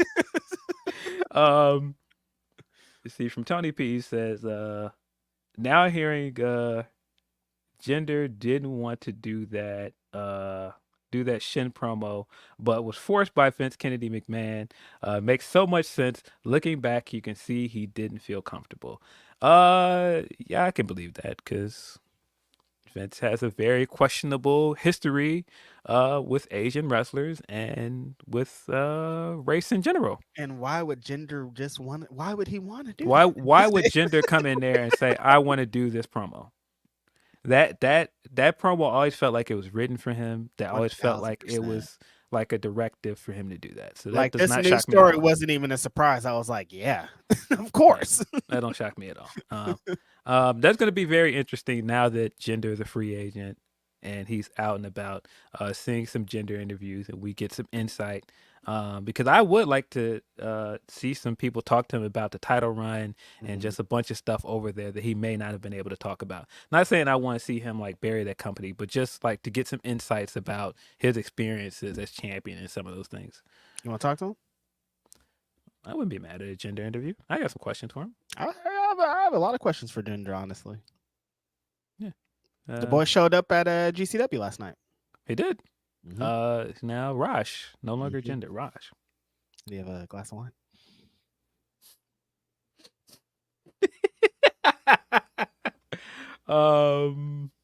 Yeah, I don't know. Tony P continues, has me thinking what other horrible tone deaf promos wrestlers were forced into by Vince Kennedy McMahon that made him worse by how uncomfortable the wrestlers were. Also last week when talking about Conan, it was about what he said about Ty, but also other things. I was gonna say we just heard somebody say that same thing. I'm thinking of that tweet that Shelton Benjamin had a few weeks ago. Remember, he was like, "This is the worst promo I've ever did in my whole life. I was instructed to do this dumbass shit." The one against Yoshitatsu at in ACW. When I was like, "This is terrible! Like, what is this, you guys?" Yeah, we've got a long history of this. That's why I'm like, why are people surprised by this? We've got stories like Kurt Angle talking about, yeah, he wanted me to kiss his daughter, and he was sitting behind the camera like, hey, I'm liking what I'm seeing, and like directing the whole thing. Like, yeah, that guy was a sicko. Why are we shocked? Sicko mode, man. Yeah, not surprising at all. Every time a story comes out, it's like, yeah, this guy's awful. Vince was on some shit over there. I'm not surprised. He was living out some kinks and some fantasies. That's all I said. Yeah, a lot of things did not age well. A lot of things look very, very funny in the light after certain things. We got some more updates on the lawsuit stuff as well this weekend. The bit about the medical was just like, I don't know what that means. People weren't understanding what was going on, and like it feels like she's just trying to get her own medical records from the doctor. And people are like, "Well, you get what?" I'm like, yeah, I mean, but that bit about her getting some substance and she didn't know what it was. That was crazy. Prescribed, like that sounds crazy. Yeah, apparently she went to the doctor and he prescribed her some stuff, and she was like, "What is this?" And he was like, "Don't worry about it. You don't trust me." And it's like, wait, that's not how you doctor. Yeah. Don't worry about it. You don't trust me? That's not. I don't think that's. Yeah, that was very, very concerning. And that's part of why she wanted her medical records and stuff. I was like, that sounds very dicey. Again, everything that comes out new out of this story, I'm like, yeah, that there's sounds still so much we don't know. Sounds very, very nasty. And then you've got somebody on your medical team that might be culpable in that. Yikes. And this apparently was the guy. I never seen this documentary, but Bigger, Faster, Stronger is a documentary about like steroids and steroid use in sports. And this guy was like one of the crazy doctors in that movie. I'm like, what's going on? I did not know that. Yeah, the doctor was in that movie. He's like a big, like, look like he's using some of the stuff too. I'm like, not only the client, the Presidito. I'll say the fact that it's still like so out, like in 2022 they were still like, this nigga was still wilding and like all this was still going on. That wasn't that long ago, Phil. That was like you know what I mean? Like the fact that they were still like so open with like wild, the craziest shit you would ever see in your life is like, I can't believe it. Yeah. Justice for Janelle Grant, justice for any other victims involved. It's the talk that surrounds it anytime something comes out makes my stomach turn. So I hope that they get some restitution and some kind of something out of this. Yeah, for sure. See more from Tony P. He says it was also how he said AEW sent him nobodies, ignoring who the AAA mega champ said was and said they will soon regret. Wait a minute. I think there's a typo here that I'm messing up. So go all the way back to the beginning. He says it was also how he said AEW sent him nobodies, ignoring who the AAA mega champion was, and said they will soon regret things TK did to them. Then word came out that Vikingo is not working with AEW anymore. However, something funny happened a few days ago. Yeah, we did see Vikingo back out and about. He took that picture in front of the Dynamite site. So hopefully that means that he'll be ready to go again. Hopefully that's a positive sign that he is recuperating well. Look, I'm ready to see the God back. It's been too long since some crazy ass flip has happened on my TV where my mind has been blown. Listen, man, if a certain other flipping guy is going over there and this guy's going to be ready soon, man, get to the match, man. Listen, we might be they might have to change Collision to just a flipping and spinning show if all this keeps happening, because like it's looking like they're building a roster of heavy hitters, and I'm all in for it. Yeah, I'd be here for it. See, Hassan is saying that's an old picture. If it is, I still want to hope for the best and hope that he's doing well. What picture? The picture of him in front of AEW Dynamite. Oh, the Vikingo one. Yeah. So if that is an old picture, I just hope that he's doing well and that there's signs that he is going to be ready to go against him. Yeah, apparently he responded like somebody was like, when you're going to be back to AEW, and he said soon on one of them. So yeah, so hopefully we see Vikingo soon. I'm ready.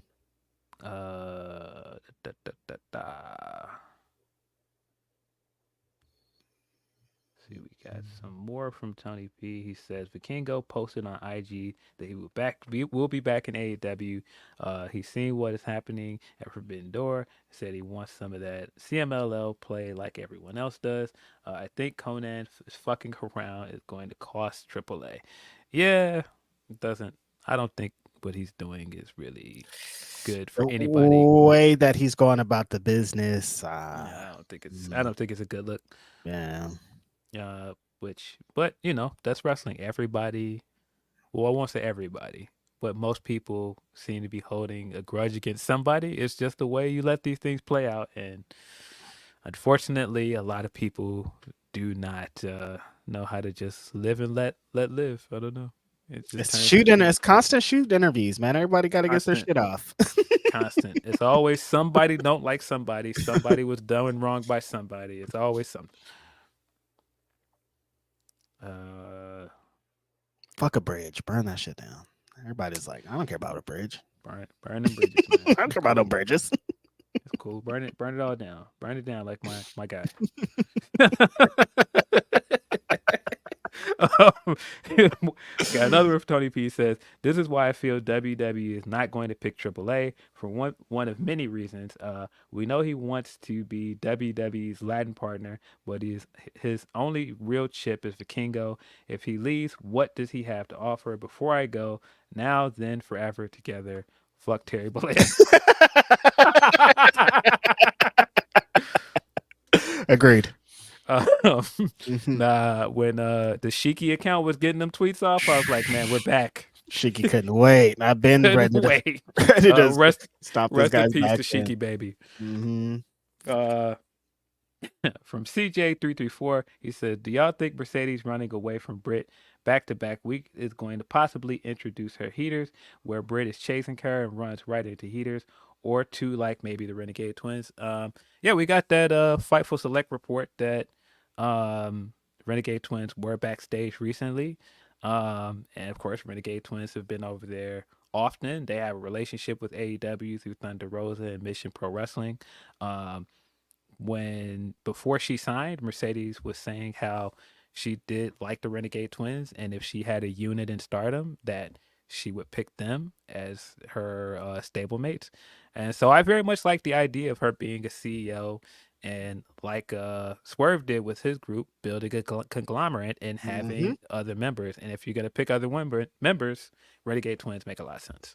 Yep, I like the Renegade Twins a lot just because of, what you said. She's already expressed interest in having them accompany her, and I think that's a good idea. Yeah, I think this, maybe her running off, could be the introduction. There's still the homegirl Camille that could also be a big heater for her that I think would work dope. So there's a couple of different options I think they can go. Yeah. Camille standing behind Mercedes, pretty good visual, I think. Yeah, I do like it. We've seen so many people try and do this HBK and Diesel thing, and it feels like it's been done to death, but I wouldn't be mad at it. Yeah. Having her have a heater and then build that to somewhere, I like it. Let's see. From Wonga, he says, good day, Grapsody fellas. Takeshita Suji was so good. Fun first night to kick off this year's G1. My guy Robbie Eagles is on WCP Deadlock Show. Robbie Eagles is fire, man. Like he's one of those junior heavyweights over there that I would like to see more of, man. But Robbie Eagles and Kevin Blackwood tonight. It's gonna be very exciting. Sounds like heater. Try to make sure I'm getting all of our last Humper chats. Okay, we got two more from Tony P. He says, funny how Amber is finally where she has always wanted to be. They don't want her, with the racists being vocal about it. Same with Vance's wife. Weird act being so excited about sneak disses after championing his feud. He thinks Dot is not going to hear the diss. Yeah, that whole act talking about I've heard the sneak diss. I'm like, bro, we've moved past sneak disses at this point. We're done. Like, this guy got on a record and read your entire family. You cannot go back to sneaky dissing this guy. That's not how any of this works. You can't have the battle and then be like, oh, now he's sneak dissing again. Sneak disses are over. We have already said names, you guys. What? Yeah, not only does nobody want to hear sneak disses anymore, nobody wants to hear sneak disses from you anymore, because everybody feels like you lost. If you go back to sneak dissing, you look like a clown, bro. Like, no, nobody wants to hear that. There were a few things rap wise where I was like, what are we doing? Like that Big Sean thing this week, I thought that was nasty too. The Big Sean thing sucked. Yeah. He went on the radar and he did the freestyle, and people were trying to say, oh, he's talking about Kendrick, and I never felt like he was talking about Kendrick even when I heard it the first time. I thought he had a fire freestyle on there, but people were trying to turn it into more beef stuff, and I was like, oh no, he's not talking about Kendrick. He's talking about Kanye, and then that led to apparently a Kanye fan leaking Big Sean's album. I'm like, yeah, I thought that was gross. And I mean, even the idea of people going, he got on there and disrespected Kanye. Okay, he shot some bars his way. Like, he still has said many times that he has love for Kanye. His career wouldn't be what it is for Kanye. Kanye put him on. They have a very odd relationship. Kanye went on Drink Champs and said some wild stuff about Sean, and then Sean went on Drink Champs and responded to it, but at the end was still saying, "Well, Kanye's still my guy." So yeah, him shooting some bars at him, I don't think that they have a that crazy. relationship. That's like two brothers fighting. You're not supposed to, and Yeah. like niggas that aren't involved are like, well, you can't go to war for. Some And he has fans are nasty, dude. and he has some real grievances with Kanye, from what Exactly. I understand. From Right. what he was saying on Drink Champs and some other stuff I've seen, I kind of see his point. So Right. It's not just because he's beefing for no reason. No, he's beefing for a reason. Like all this is attached to something. yeah, and even with all that said, he's still saying like, "Nah, I'm not on no fuck Kanye talk." Like, He helped Kanye. I'm sure he wrote verses for him. I'm sure he did songs for him. And Kanye was like, "This nigga's whack," and he still was like, "That's my dog. Come on." Yeah.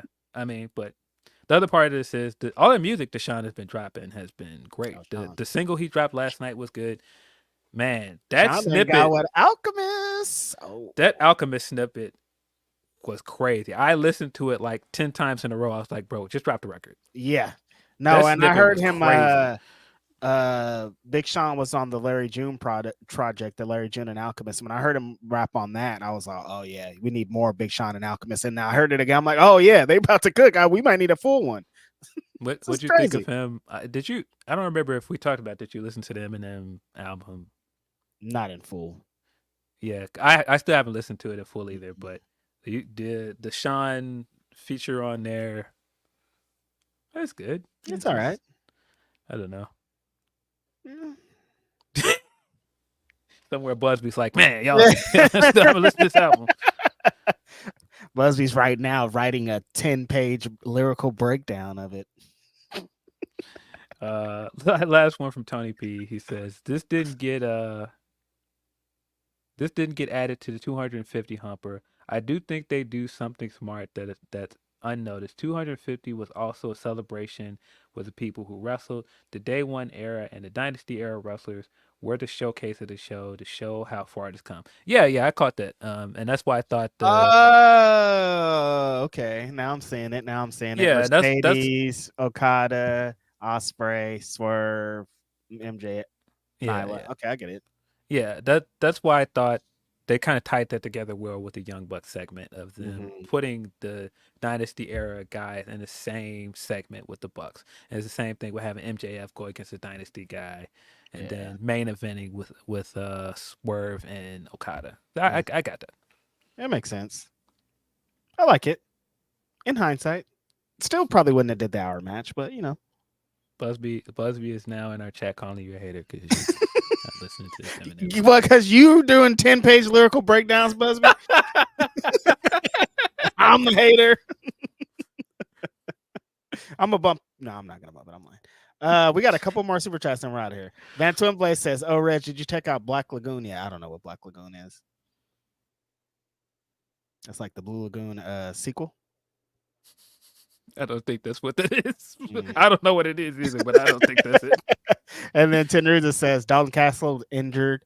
Alpha Wrestle 2024. You guys are an embarrassment of riches. You are the golden standard. Get here till Melbourne, Australia. Yeah, it's like it's sick of the amount of wrestling that happened, honestly. It's sick. It's too much. Like tonight, there's like 10 shows happening. Yeah. Hopefully, of course, get well soon to Dalton Castle. I don't know the status of the injury or anything yet, but it sucks to hear that. Injuries kind of suck right now. I hope that everybody's, all the wrestlers are okay. Shout out to Tenruza, too. A lot of great super chats today. Thank you for your support. Yeah. Black Lagoon is an anime. Oh, yeah. No. He has not watched it. I did watch The Bear for everybody that was telling me to watch The Bear. So you watched The Bear. I caught all the way up. That's everything. Appreciate y'all. I think Yeah, appreciate you guys as always. Thanks for dealing with our technical difficulties to start the show. But again, appreciate the support as always. Appreciate your super chats, your humper chats.